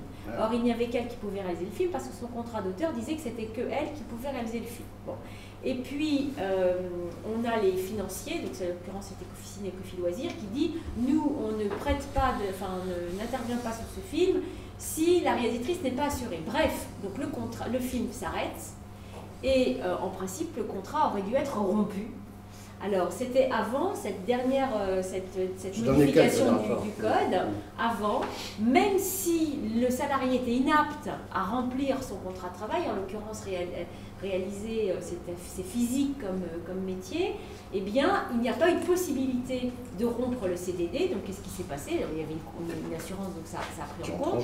Le contrat de travail de la salariée a été intégralement payé pour toute la durée de son embauche par la compagnie d'assurance. Depuis cette cette modification du code qui admet ce cas de rupture, eh bien ce cas ne se passerait pas puisqu'on admettrait qu'on peut rompre le CDD avant terme parce que le salarié eh bien, est inapte à la prestation pour laquelle il est embauché. Donc c'est intéressant de penser à ça, parce qu'on n'y pense peut-être pas, si on pensait que c'est dans l'ancien régime, le nouveau régime est assez intéressant. Voilà. Et si vous sortez de l'un de ces champs d'exception, vous devez régler le salaire jusqu'au terme du contrat. C'est l'équivalent du salaire, pas le salaire. Du salaire jusqu'au terme du contrat, tout à fait. Tout à fait. C'est une indemnité. Merci. Je pensais que c'était... Donc maintenant, on peut discuter si vous voulez. Si vous avez des questions, n'hésitez pas. Alors moi, sur la période d'essai, du coup, sur un CDD, sur la durée de période d'essai. La durée de la période d'essai, quand ça dépasse 3 mois, c'est 1 mois, me semble-t-il. Et quand c'est inférieur à 3 mois, c'est 2 semaines. Mes fidèles collaboratrices me disent la parole. 6 jours. Ouais, 6 mois. 6 mois, c'est ça, c'est 6 mois. Hein, c'est 6 mois. C'est ça. En règle générale, donc c'est 1 mois pour 6 mois, et quand c'est avant 6 mois, c'est 2 semaines. Avec la particularité nouvelle qu'il convient au sein de la période d'essai, c'est encore nouveau, d'insérer un délai de prévenance. Le délai de prévenance étant donc une lettre de l'employeur qui va indiquer aux salariés en essai que, en cours de période d'essai, que votre contrat va être rompu avant terme. Et donc c'est une espèce de préavis qui a été introduit dans l'essai. Faut pas le faire au dernier moment. Voilà. Alors, ça, je me suis mis un petit truc bleu parce que je l'ai lu 10 fois, je n'arrive pas à le retenir. 51 ans, je commence à avoir des petits problèmes d'Alzheimer. Parce que franchement, c'est quand même pas évident. Le délai de prévenance, jusqu'à 8 jours, c'est 24 heures. Entre 8 jours et 1 mois, c'est 48 heures. Entre 1 mois et 3 mois, c'est 2 semaines. Et après 3 mois de présence, c'est 1 mois. En clair, vous avez un salarié qui est en période d'essai pour 6 mois de période d'essai, ce qui arrive. S'il a effectué plus de 3 mois d'essai, vous devez, au bout du 3e mois, lui notifier la fin de la rupture de l'essai 1 mois. Voilà. C'est très compliqué dans la réalité. C'est mortel, c'est mortel. Ça veut dire que pour C'est un mortel. CDD, enfin pour une période d'essai de 6 mois, il faut dire que la personne s'arrête à 5 mois. Voilà. Parce qu'il ne faut pas dépasser la période d'essai. Alors, en règle générale, les comptables m'appellent, oh, on a oublié, puis voilà, donc on bidouille. Parce que c'est pas gérable. C'est encore des énarques qui nous font, c'est pas gérable. Et dans ce cas-là, en plus, c'est compliqué. J'ai rien contre les énarques, mais Mais enfin. concrètement, ça veut dire qu'en fait, on est obligé de dire à quelqu'un qui est en période d'essai de 6 mois que, au bout du 5e mois, on est désolé, mais vous ne finirez Voilà. pas votre période d'essai, Voilà. mais le dernier mois, la personne reste en poste. Oui. C'est pratique. Oui, mais excusez-moi, alors là j'ai expérience personnelle. Moi, voilà, j'avais pas de contrat de travail. J'ai signé un contrat de travail 3 jours avant la fin de la période d'essai, soi-disant. Et à la fin de la période d'essai, c'était 3 jours plus tard, on m'a dit on va au truc. Ben non. D'où cette énarchie. Exactement. Si je puis dire. Exactement. Qui peut servir, mais qui est difficilement réalisable quand même en pratique. Ou alors il faut que les comptables, les DAF ou les chefs du personnel aient un tableau avec les périodes d'essai. Ce que font d'ailleurs maintenant mes clients. Oui, mais Ils ont un petit. Voilà. Il faut gérer. Et pour les contrats courts, très courts, 15 jours. Bah, si c'est jusqu'à 8 jours de présence, c'est 24 heures. Entre 8 jours, je lis, hein, j'arrive pas. Entre 8 jours et 1 mois, c'est 48 heures. Voilà. C'est l'article, je sais plus quoi, du Code du travail. Et moi, je n'arrive pas. Ça faudrait que je me mette sur mon lit. Ma femme, ça lui plaira, mais franchement, j'arrive pas. 24, 48 heures. Enfin, c'est. Mais en gros, c'est entre 2 semaines et 1 mois. Voilà. En règle générale, voilà. Pour ne pas trop se triturer les méninges. Mais du coup, c'est très compliqué. C'est-à-dire que c'est un mois où la personne est censée C'est le bien- faire. C'est un prévenant, donc vous Elle est pouvez là le- et elle te- ouais. elle te- Bah, vous pouvez le payer, sabote ton Ouais, ouais. truc. Ah, ça crée une ambiance démentielle. Hein. Encore une fois, c'est un peu énarque, mais bon, c'est comme ça. Moi, j'ai une question sur les conventions collectives, on est passé très rapidement dessus, mais il y a un système de clause miroir entre les conventions collectives. Comment ça s'applique? Est-ce que ça s'applique vraiment? Par exemple, si vous... Ah oui, ça s'applique vraiment, ça existe, hein, je l'ai rencontré. Imaginons que la société en question relève de l'industrie cinématographique. Elle devra, le cas échéant, en fonction de l'emploi occupé par certains de ses salariés, appliquer la convention de l'audiovisuel ou autre. C'est la clause miroir. Voilà. C'est-à-dire que, indépendamment de l'activité de la société, vous savez comment ça marche une convention collective chez McDonald's? C'est l'activité principale de la société, c'est le plus gros chiffre d'affaires développé par l'activité en question, le plus grand nombre de salariés. En régime normal, donc je ne parle pas d'audiovisuel qui est pour moi quelque chose de différent, automatiquement tous les salariés qui font partie de cette société sont assujettis soit à la métallurgie, soit à la synthèque, soit à la chimie, etc. L'audiovisuel, pour ne jamais faire comme tout le monde, et la production cinématographique ont cette particularité qu'indépendamment de la convention collective qui régit l'entreprise, les salariés qui font partie de cette société peuvent se voir appliquer une autre convention collective compte tenu de la nature de l'emploi occupé lorsqu'il s'agit de CDDU. C'est terrible, c'est terrible. Ouais, c'est abominable. C'est qu'en fait, on était dans un secteur où il y avait énormément de conventions collectives. Exactement. Et il y a 5 ans, 6 ans, il y a une volonté de limiter les conventions collectives à 5 ou 6 conventions collectives, dont une des industries de la création. Je parle de ça parce que je suis à la FICAM, et la FICAM est un des 6.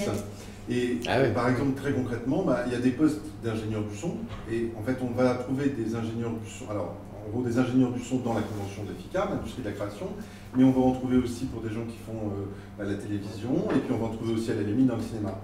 Et le législateur a dit, ok, vous gardez 5 conventions collectives, mais néanmoins, comme il y a cette espèce de truc, il faut que vous mettiez en place des clauses miroirs. Des réciprocités. Des réciprocités entre les différents, pour avoir une sorte de uniforme. En fait, d'homogénéisation. C'est une seule clause qu'on applique? Non, c'est-à-dire qu'on va, chacun va travailler dans sa convention, mais à un moment donné, comme c'est des fonctions qui sont similaires dans 4 conventions, l'idée c'était, en gros, vous êtes dans un chemin vers une espèce de grande convention, c'était dans le grand projet de simplifier les conventions collectives. Donc on était passé, je ne sais plus combien, de 20 à 5. C'était énorme. Et l'idée c'était d'aller vers quelque chose qui était encore plus unifié. Mais on voit que ça pose d'énormes problèmes, qu'avoir la difficulté des salaires, le salaire unique dans la convention collective du cinéma, puisque en gros, il faut être capable de dire, dans une même fonction, j'ai 3 catégories j'ai les gros films, les moyens films, les petits films. Mais tout le temps, à l'image, le gars il fait le cadre parce qu'on est dehors et qu'il vient tout seul avec sa caméra, puis après pendant une semaine, et puis après il va faire chef-op parce que l'installation est plus complexe. Voilà. C'est compliqué, quoi, je sais pas. C'est d'une simplicité biblique. Moi j'ai un cas précis où j'aurais une question, c'est par exemple, j'ai une société dont l'activité principale et le chiffre d'affaires c'est de la prod audiovisuelle. Je fais exceptionnellement de la fiction, un long métrage de cinéma.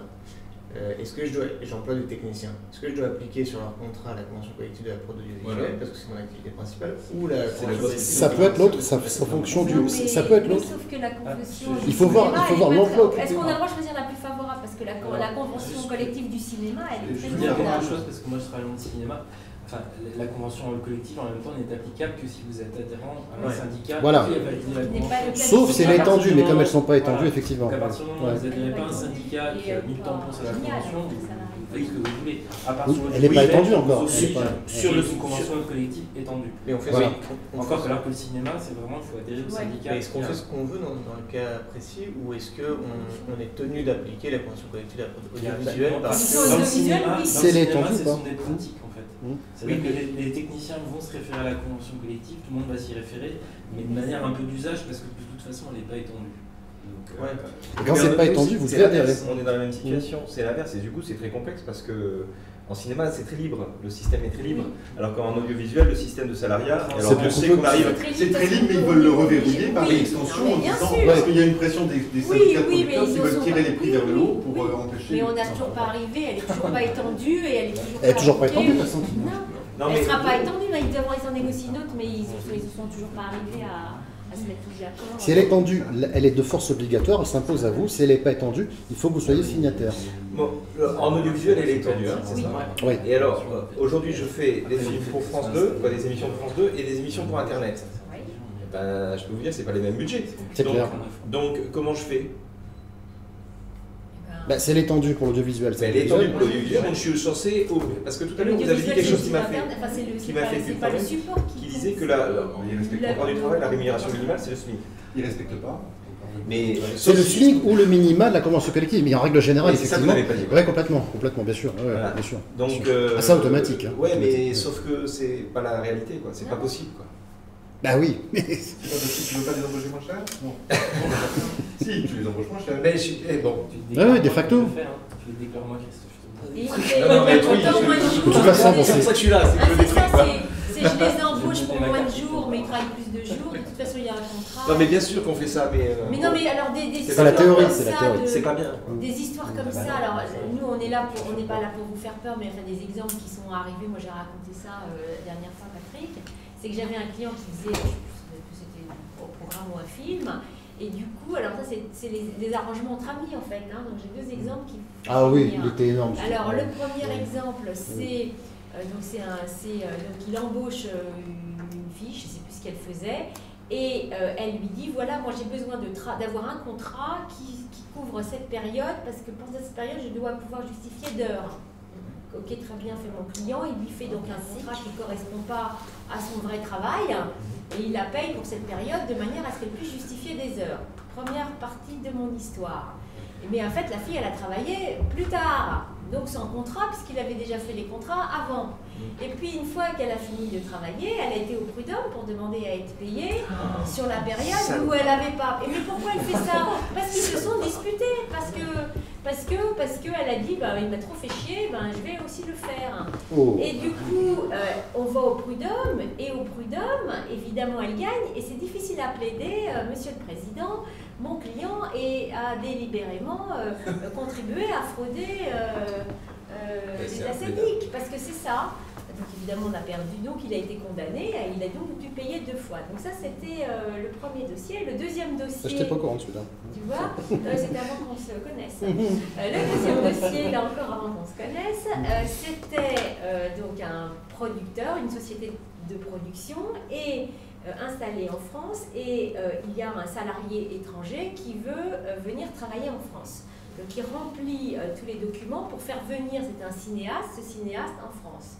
Et pour qu'il puisse avoir des papiers pour être en France, il va donc remplir un document et il l'embauche comme réalisateur en CDI. Déjà ça cloche, mais bon, ça passe, du coup il vient en France. Donc il l'a embauché, donc il a signé un contrat, un CDI. Donc le gars il arrive en France, et comme il n'était pas venu pour travailler, il était juste venu pour être en France, et donc il ne travaille pas, et comme il n'avait pas d'argent, mon client lui prête 3 000 francs à l'époque. Il lui prête 3 000 francs. Ça remonte, j'étais pas né, dis donc. Non. Il lui prête 3 000 francs. Et puis, voilà, rien, ça se termine là l'histoire. Au bout d'un an, le salarié en question va devant les prud'hommes en disant « ça fait 1 an que je travaille pour cette société. D'ailleurs, elle m'a déjà payé un bout de mon salaire puisque j'ai reçu 3 000 francs. Hein. Et donc, il a demandé 1 an de son ça arrive salaire. souvent. Il a gagné devant le conseil des prud'hommes de Bobigny. On est allé en appel. Et donc, on a démontré, on a dit plein de choses. Alors, on a dit en première instance, puis après on a dit en appel. En première instance, ça n'a pas marché, en appel, ça a marché. On a dit d'abord, est-ce que c'était vraiment un contrat de travail? Est-ce qu'il y avait vraiment un travail effectué? Il n'y en a pas, donc on ne peut pas payer quelqu'un qui ne travaille pas. C'est un peu comme ça. Arrive, certains il aurait dû le licencier en réalité. Hein. Ce qu'il aurait dû faire, c'est tout de suite le licencier ou négocier un départ. Bref. Bien sûr. Bref, il n'a pas fait gaffe.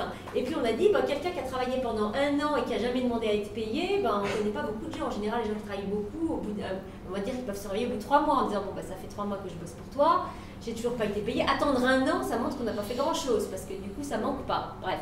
Et puis il a fallu démontrer, donc lui il a démontré qu'il avait travaillé, il envoyait ça existait déjà le mail, des listings de mails et des listings de mails où il montrait que lui, de chez lui, envoyait des mails. Alors moi je dis, quand on travaille dans une entreprise, en général, c'est de l'entreprise qu'on envoie des mails et pas de chez soi vis-à-vis de son emploi. Bref, donc avec des tas de petites choses comme ça, on a réussi à démontrer devant la cour d'appel qu'en réalité, il n'avait pas travaillé pour l'argent qu'il réclame, on ne devait pas lui verser un an de salaire. Sauf que ça fait 4 ans de procédure, qu'il faut payer un avocat, etc.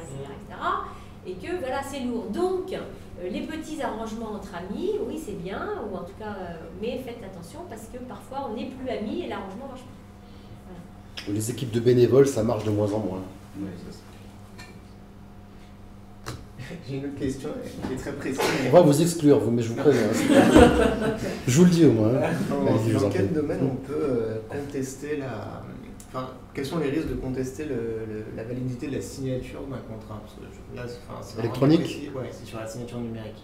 Et est-ce que les risques sont forts si la signature n'est pas probante? Est-ce que les risques sont forts par rapport aux prud'hommes, par rapport aux assurances? Il faut qu'on arrive, Karine, tu me contredis, mais il faut qu'on arrive à bien identifier le signataire de ce mail en question et que l'on puisse authentifier le contenu. Maintenant, c'est ce que dit la jurisprudence. C'est un langage que je ne comprends pas. Ça veut dire quoi concrètement? Pour moi, tous les mails ont un contenu qui est objectif. Donc, a priori, en théorie, ça marche. Comment démontrer que c'est un faux? Je ne sais pas. Alors, mais en principe, ça marche. Mais dans quel cas on pourrait être amené à vouloir démontrer que c'est un faux, en fait?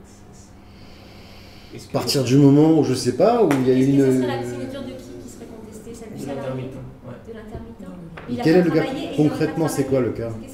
Le cas, c'est que on est en train de mettre en place un système de signature numérique où la signature de la société de collection est probante, parce qu'elle a un certificat de classe 3, etc. Par contre, celle de l'intermittent se ferait juste via un login mot de passe. Potentiellement, elle pourrait être. Ouais, mais enfin, qui va usurper la signature d'un intermittent à son contrat? Mais en théorie, oui, ça peut être usurpé. Maintenant, dans les faits, à partir du moment où vous avez un début de contrat, pour moi c'est faible, début de contrat, la signature d'un intermittent est plausible, en plus après il y a une exécution du contrat, qui va usurper sa signature? Je pense que c'est pas, le risque est relativement limité là. Et en tout cas, c'est admis. Après, bon, prouver le faux. Je pense que personne n'a intérêt non plus. Quand on fraude, il faut avoir un intérêt. Là, en l'occurrence, c'est pas évident. À propos de signature, j'ai encore eu un autre cas avant que je te connaisse. Décidément. Mais non, mais attends. Tu les as tous perdus, je sais pas comme quoi. Non, il y en a que j'ai gagné. Le deuxième, on a pas fait gagner. C'était un film, pareil, où le directeur de production a embauché une costumière. Et il lui a fait signer, directeur de production du film, donc avec une apparence de pouvoir travailler en totale coordination avec le producteur. Donc il était son mandataire. Donc théorie du mandat apparent, c'est assez logique que mon contrat soit signé par le directeur de production puisque c'est lui qui est censé embaucher les gens. C'est important ça. Donc il embauche la costumière. Il embauche la costumière et signe le contrat pas mal de temps avant le début du contrat. C'était un CDD ou un CDI? C'était un CDD. Un CDD. Un CDD. Et donc il l'embauche et puis mon client, le producteur, ne valide pas l'embauche. Il dit non. Donc avant même que le contrat commence, parce qu'il y a une prise d'effet du contrat, il va lui dire, donc la fille elle arrive 2 jours avant sa prise d'effet et on lui dit mais pas du tout, c'est pas toi qu'on va prendre. Son contrat a été signé par le directeur de production. Il agit comme un mandat apparent, sous mandat apparent du producteur. Et bien, le Conseil des prud'hommes a considéré qu'elle était embauchée pour de vrai. À bénition depuis le départ. Depuis le début. Peu importe qu'on lui ait dit avant sa prise d'effet que finalement elle n'allait pas venir, le contrat courait à partir du moment où et du coup a condamné rupture anticipée de CDD puisqu'on lui a dit pas venir et elle a touché l'intégralité de sa rémunération. C'est basique, c'est pas du tout machin, mais ça veut dire que c'est simplissime comme dossier. Parce que le chargé de prod avait l'apparence de l'employeur. Voilà, dès que vous avez des dossiers où il y a un CDD qui est signé, des exemples je peux en donner plein, c'est absolument impossible de gagner ces dossiers parce que on applique de manière implacable la règle. Idem avec, alors pensez-y aussi, un producteur qui embauche une actrice, d'accord, qui négocie avec l'agent le contrat de l'actrice, et donc on va dire son rôle, donc il y a un mail, un courrier, voilà le rôle, et voilà, elle va tourner de telle date à telle date, et un salaire. Il n'y a pas encore de contrat, d'accord, et puis le producteur il change d'avis. Et on n'a pas encore signé le contrat, il n'y a rien, il y a juste cette lettre entre l'agent et le producteur. Lettre d'engagement, c'est une lettre d'intention. C'était pas une lettre d'intention du tout, c'était un engagement. Pourquoi? Parce que le rôle était prévu, la rémunération était prévue, et la date de ce rôle était prévue. Et le début.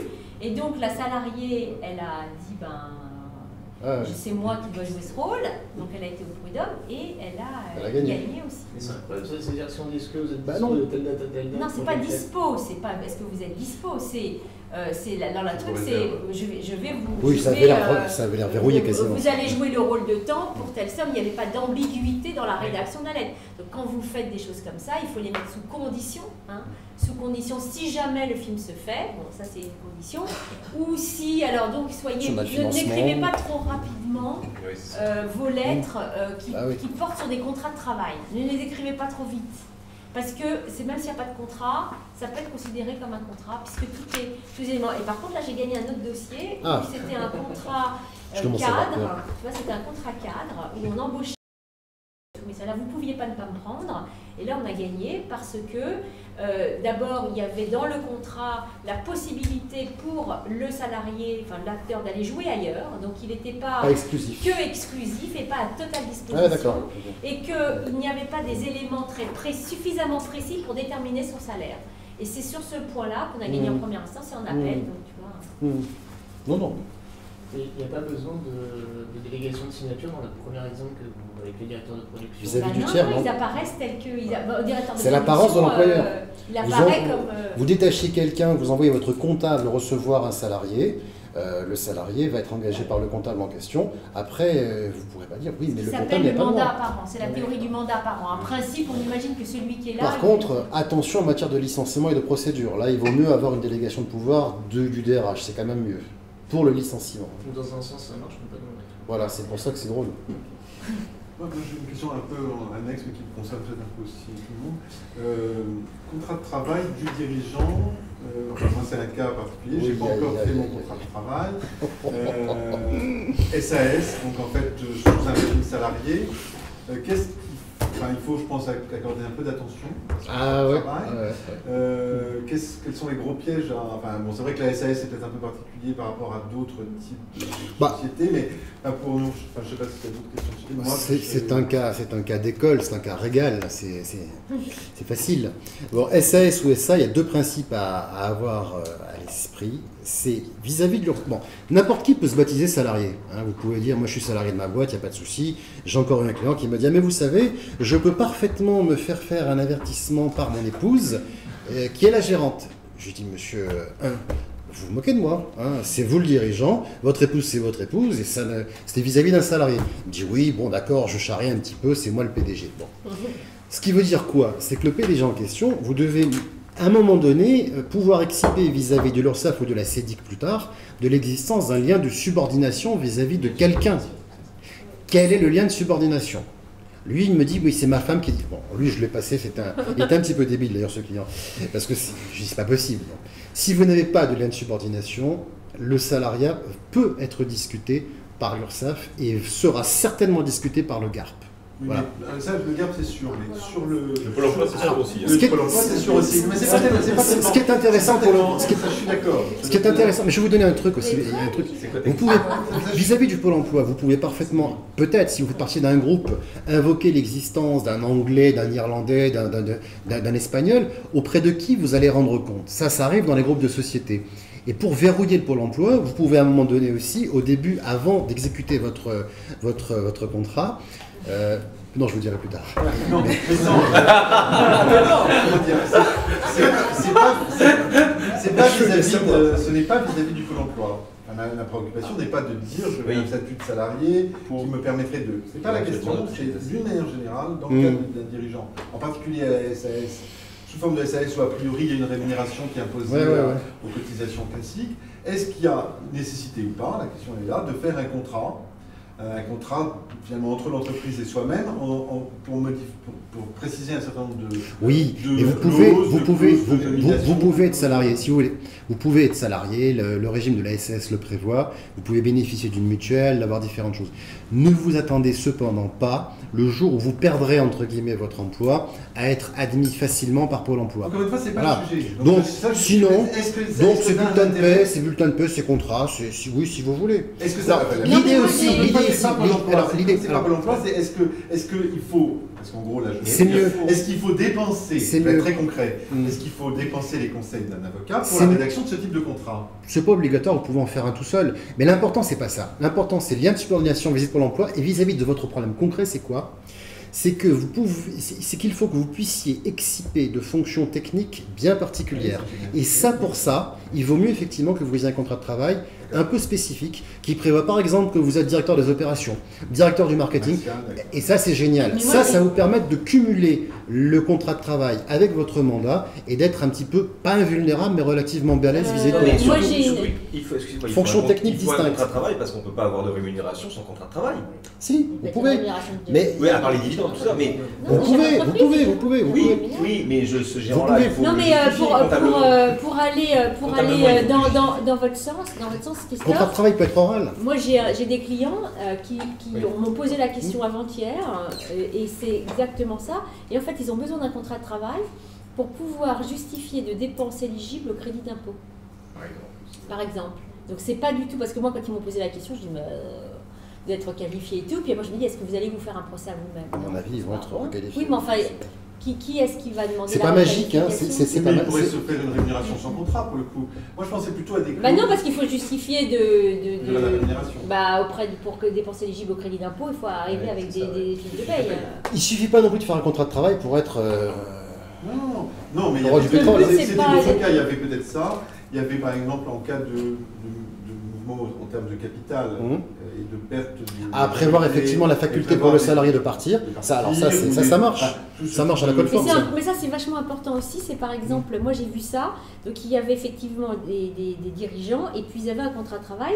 Ça leur a été très utile quand la société a été rachetée par une autre et qu'ensuite ils se sont fait révoquer. Et ben il y avait derrière un contrat de travail qu'il a fallu traiter et donc il y a eu une négociation et une transaction. Donc le contrat de travail, c'était pas tant machin, c'était pour pour avoir un deuxième effet qui se coule en cas de prise de contrôle de la société par des gens hostiles.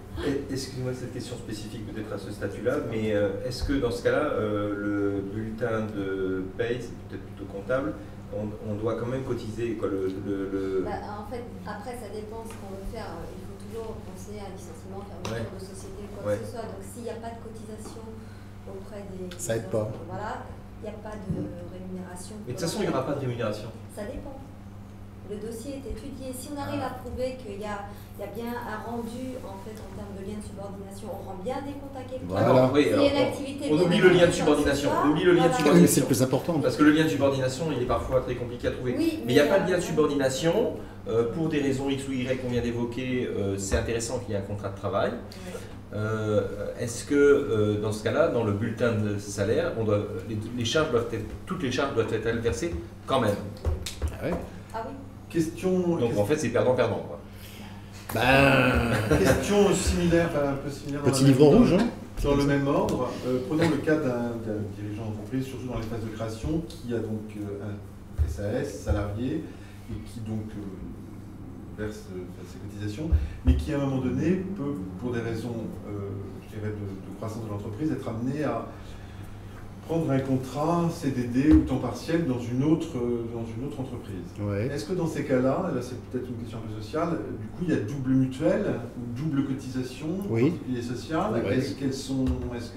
Sous votre contrôle, il y a double cotise, pour moi, oui. Double cotisation, maintenant, après, c'est pareil, nous on ne peut pas, en fait, on a un système décret, on appelle ça décrétage en fait. On regarde l'appartement, est-ce qu'il dépasse 208 € ou pas par mois. Voilà. Durée, et en fonction de ça, donc nous on va rétablir le salaire. 208, ça correspond à la durée maximale. Sur un prorata de salaire et d'horaire effectué dans le mois. Donc, a priori, toutes les cotisations patronales sont aussi dues dans le cas d'un... Enfin, ça veut dire que ça fait double cotisation. Ah oui, mais ils prennent, hein. Oui, ils prennent. Oui. C'était juste... Il n'y a pas de souci, ça passe. Hein. Il faut qu'il y ait cotisation parce que derrière, il y a plein de choses qui sont de partout les domaines administratifs. Et pourquoi 208? Parce que c'est la durée maximale, je suppose, c'est ça? C'est la réglementation du NEDIC. Oui. Ça peut aller jusqu'à 226, mais après, c'est soumis à la directe. Ah, je savais pas ça. 226? Ah, 48, c'est ça? Bravo. L'orthographe pas ça, mais le calcul c'est pas mal. Hein. Alors voilà. On a fait dans nos temps. Bon, on a esquissé, hein, mais je pense que là vous avez quand même eu un petit topo sur les principales difficultés. Enfin, il y en a malheureusement toujours beaucoup. Vous concernant, vous pouvez quand même vous renseigner auprès de Pôle emploi service, puisque c'est eux qui étudient les dossiers mandataires derrière. Ils peuvent vous dire ce qu'il faut et ce qu'il ne faut pas dans votre contrat de travail. D'accord. Mais lien de subordination, super important, super important.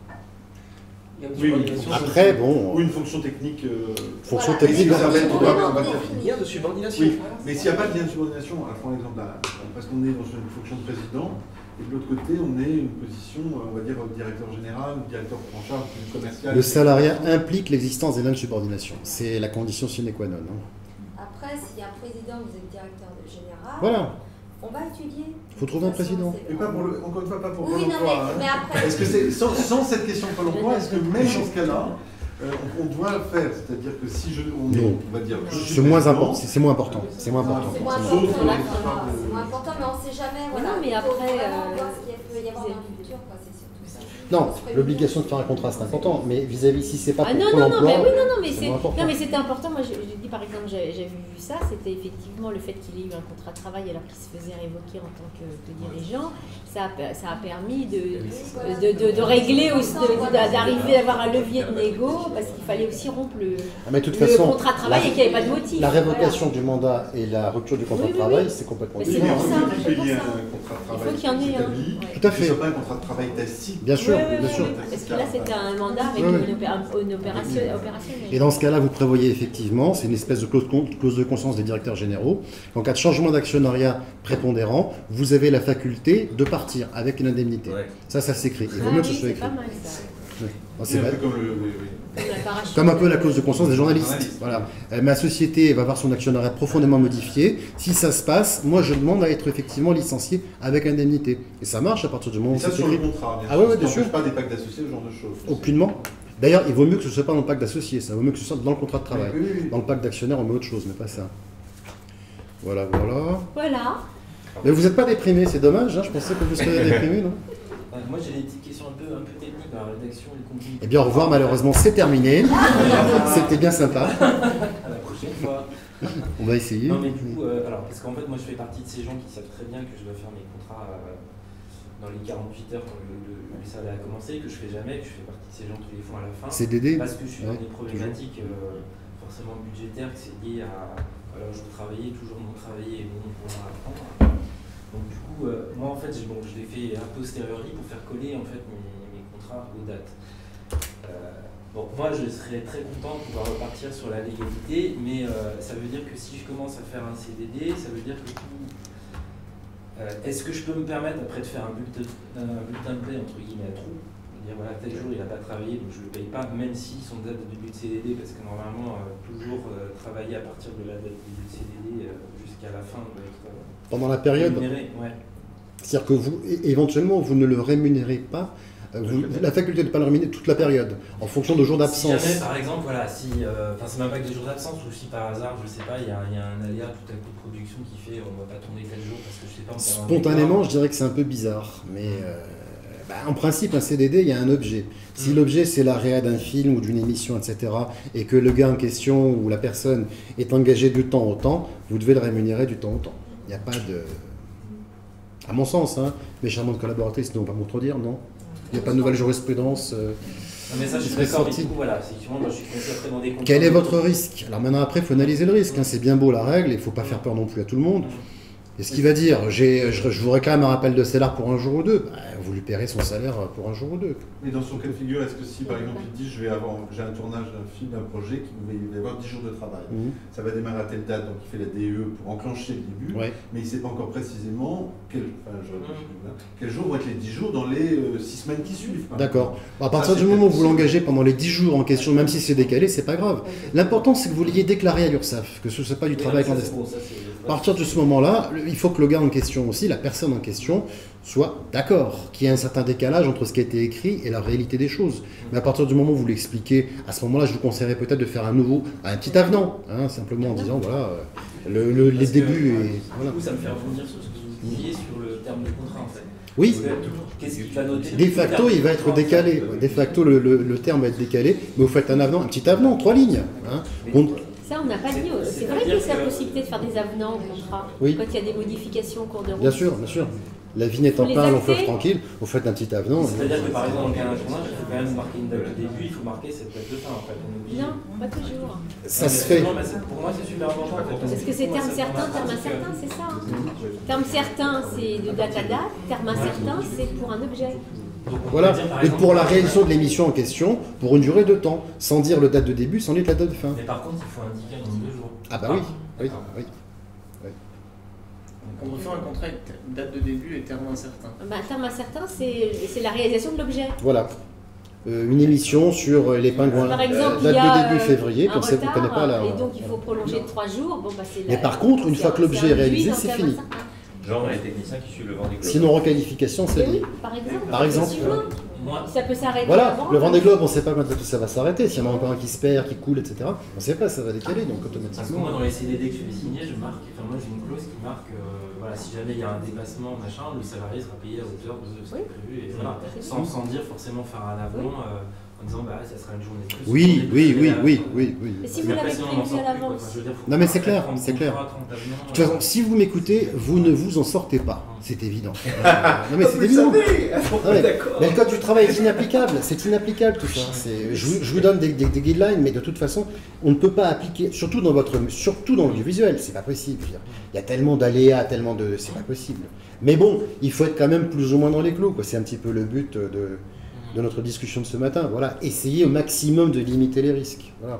Arrêtez les bénévoles, ne payez pas tout en droit d'auteur, faites des contrats à durée déterminée écrits, ça c'est la base. Oui, mais machin va être payé en droit d'auteur. 3 millions d'euros, mais moi je me suis arraché les cheveux, ça a été apocalyptique. Hein. Apocalyptique. Donc, du coup, moi, dans mon cas, je suis pas forcément tout seul, mais il vaut mieux donc indiquer donc, juste un taux journalier, en fait, dire voilà, ça sera tant par jour, pour une date de début et une date incertaine, comme ça au moins c'est couvert sans dire c'est lié à la réalisation de la... Ouais. exactement. La date, c'est la réalisation de... D'accord. Et le terme, ce sera lorsque le job aura été fait. C'est-à-dire qu'on peut laisser quand même ça ouvert, parce que moi, du bien coup, sûr, j'avais tendance à bien sûr, vraiment, bien sûr. Comme je l'ai fait à la fin, je suis hyper précis, Oui. c'est tant de jours, bah oui. vous avez été payé tant et pas, ça colle pile poil. Le plus important dans ces usages, c'est l'œuvre. C'est exact. là où ils se font retoquer. Exact. Il y a 3 œuvres différentes. Absolument. C'est de dire vous intervenez sur tel contrat. Absolument. C'est l'opération, c'est l'objet du contrat. C'est ça qui est le plus important. C'est mettre un numéro d'objet de toute façon sur le contrat de travail. Oui, mais voilà. Donc, exactement. Il faut faire attention, ça a la répercussion après pour l'intermittent. Oui, je sais. C'est pour ça, moi je mets les numéros d'objet normalement aussi. Vous retoquer en fait en disant attention, moi j'ai en fait logiquement ça doit être je sais pas 4 jours et dans ces cas-là un cachet compte 12 heures. Donc c'est plus intéressant pour eux en termes d'indemnisation Pôle emploi derrière que si le contrat de travail perdure et qu'en fait il n'y a que 35 heures et qu'il perd, là ils peuvent retoquer à ce niveau-là. Ils peuvent ne pas forcément d'accord. Donc là attention aussi. Les intermittents, c'est voilà. Aujourd'hui, vous faites un contrat par période d'embauche consécutive ou un contrat global qui stipule les différentes périodes d'embauche? Moi, je fais un contrat global. Alors, après, c'est peut-être pas ce qu'il faut faire, mais moi, je fais un global qui dit il va travailler de tel jour à tel jour, de tel jour à tel jour. Et pourquoi vous faites pas deux choses? Pourquoi vous faites pas un contrat cadre où vous dites voilà il va travailler sur une certaine période, vous ne précisez pas encore les jours ni les montants, un peu comme vous avez fait, et puis après quand vous le prenez, vous faites un contrat qui précise la période exacte de travail et vous le faites à chaque fois. Oui, mais moi, parce que du coup vous vous prémunissez sur l'existence d'un accord avec lui et puis ensuite vous gérez au fur et à mesure de... Le contrat cadre en CDD, il est... Non mais un peu comme j'avais fait, là, ça marchait. Hein. Mais un contrat à terme incertain, ça marche très bien pour ça. Avec un objet bien défini. Parce que la réalisation de l'objet doit vraiment être bien définie dans le cadre du terme incertain. Ah oui. Telle production audiovisuelle, tel film, tel documentaire. Globalement, on est plus dans une période qui va être un peu plus... Ah ouais. Ça va être un peu revu. Ah ouais. Ça va être un petit peu revu 2013, je crois. Non, moi je vois dans le secteur précédent, la pratique c'était de panacher les deux. C'est-à-dire qu'il y a toute une série d'intermittents qui ont la possibilité soit d'être salariés, soit d'être en droit d'auteur. En particulier les traducteurs. Le sport national, c'est de panacher le nombre d'heures en salarié pour avoir des droits sociaux et après te faire de la gratte sur l'impôt au droit d'auteur. Et ça aussi, je pense. Requalification, alors ça je l'ai perdu au TAS sans arrêt. Sachant que les droits d'auteur à notre niveau, en fait, ne génèrent pas de droits. Voilà, ne sont absolument pas dans... c'est clairement... Mais par contre, c'est tout bénéfique parce que s'il a des droits en tant qu'intermittent du spectacle et qu'il déclare des droits d'auteur tous les mois, en fait, il perçoit les deux. Ah non, mais c'est pour ça que c'est clairement l'arnaque à Mercedes, c'est évident. Je pense que là, il faut que vous... Mais c'est la GSA qui intervient aussi. La GSA, ils sont très très vigilants là-dessus. Mais c'est vrai que ça s'est longtemps pratiqué. Oui. Une espèce d'optimisation... J'ai vu, c'était fiscalisé à 5%, non, les droits d'auteur, c'était à 5, 6, non? C'est entre... C'est combien maintenant? Je veux dire, Caroline, c'est moins de 7. Ah, c'est ça, oui. Maître Riailly, oui. C'est combien la fiscalisation des droits d'auteur? C'est 7, 6? Peut-être 10 maintenant? À peu près 10? Ouais. Ah, c'est quand même plus avantageux. Oui, mais ça a augmenté visiblement. Ah, les AGSA, c'est... Les AGSA, tu dis? Ouais, les AGSA. C'est 8-3. C'est 8-3 maintenant? Ouais. C'était 6 avant. Ah oui, ils ont pris 3%, ouais. Moi, je pensais que c'était 5,5 encore ou 6. Non, 5 c'est la TVA et c'était 6 avant. Oui, c'était 6. C'était 5 et 1. C'est passé à 8 maintenant. Ouais. Bon, c'est toujours plus avantageux que le salaire, qu'avec la rémunération salariale. Mais bon. Non, mais en plus, c'est-à-dire qu'il ne faut pas non plus séparer artificiellement salariat et droit d'auteur, puisque je vous ai dit que dans des contrats de travail, vous pouvez avoir une clause de cession de droit, donc ce n'est absolument pas, c'est pas un critère de partage. Oui, et c'est pas parce que dans le contrat de travail il y a des clauses de cession de droit. Et donc on payera des droits d'auteur à la charge, enfin avec les charges du salaire. C'est pas parce que ça va être payé comme un salaire que ça n'est pas Ce n'est pas des droits d'auteur au sens... Parce que le mot droit d'auteur, c'est un mot qui est à la fois ce qu'il est et aussi c'est une métonymie, ça veut dire deux choses. Ça veut dire le montant de la rémunération et sa qualification. C'est pas parce que c'est qualifié, ouais. C'est pas parce que tu dis que il est un auteur, il a donc un droit d'auteur, qu'il est payé en droit d'auteur. Il peut être payé en salaire. Mais là, c'est un peu ce qu'il y a. Cette population particulière, c'est que comme ils se font beaucoup d'objets différents dans la journée, par exemple, un jour par semaine, l'œuvre est payée en salaire, jusqu'à ce qu'il y ait les bons quantités de jours en salaire, et après tous les autres œuvres sont payées en totalité en droit d'auteur, ce qui permet finalement d'avoir... Et ça se tient aussi, parce qu'ils n'ont pas de lien de subordination. Ce que dit l'URSSAF et la GESA, c'est que quand la présence de l'artiste n'est plus requise, ça peut être du droit d'auteur, mais... Elle est requise, puisque c'est de la traduction. C'est de la traduction. Oui, on peut traduire chez soi. Mais est-ce que c'est une œuvre d'art? Est-ce que c'est protégeable? Oui, tout à fait. Oui, non, quand même, pas de question. Je me suis fait retoquer pour une... Oui, mais parce que si tu traduis le mode d'emploi du téléphone, oui, ça c'est pas une œuvre, mais à partir du moment où tu traduis autre chose... Non, c'est pas évident, plaider. J'ai essayé, mais c'est pas évident. C'est plutôt une optimisation, c'est un peu le truc, c'est un peu une optimisation entre salaire et droit d'auteur qui finalement revient un peu à... Oui, parce qu'en fait, tout ce qui est droit d'auteur nous coûte très cher, puisqu'en fait, c'est des choses qu'il n'a pas déclarées. Donc on va rémunérer quelqu'un. Et puis là, le pire, c'est qu'en plus, Puis vous n'aimez pas trop les droits d'auteur, quand même, de manière générale. On les apprécie pas forcément. On ne peut pas dire ça, mais je pense que bien souvent, il y en a beaucoup qui nous cachent qu'ils ont les droits d'auteur. Ah oui, c'est possible. Vous croyez? Oui. Voilà. On ne voit pas tout. Bon, je vais mettre fin à cette sympathique réunion. Oh non! Puis, moi j'avais une question, mais je la pose pas. Mais voilà, moi j'aime bien de dire qu'on a des cycles, donc on propose des sujets, et si vous en avez d'autres, Vive la France.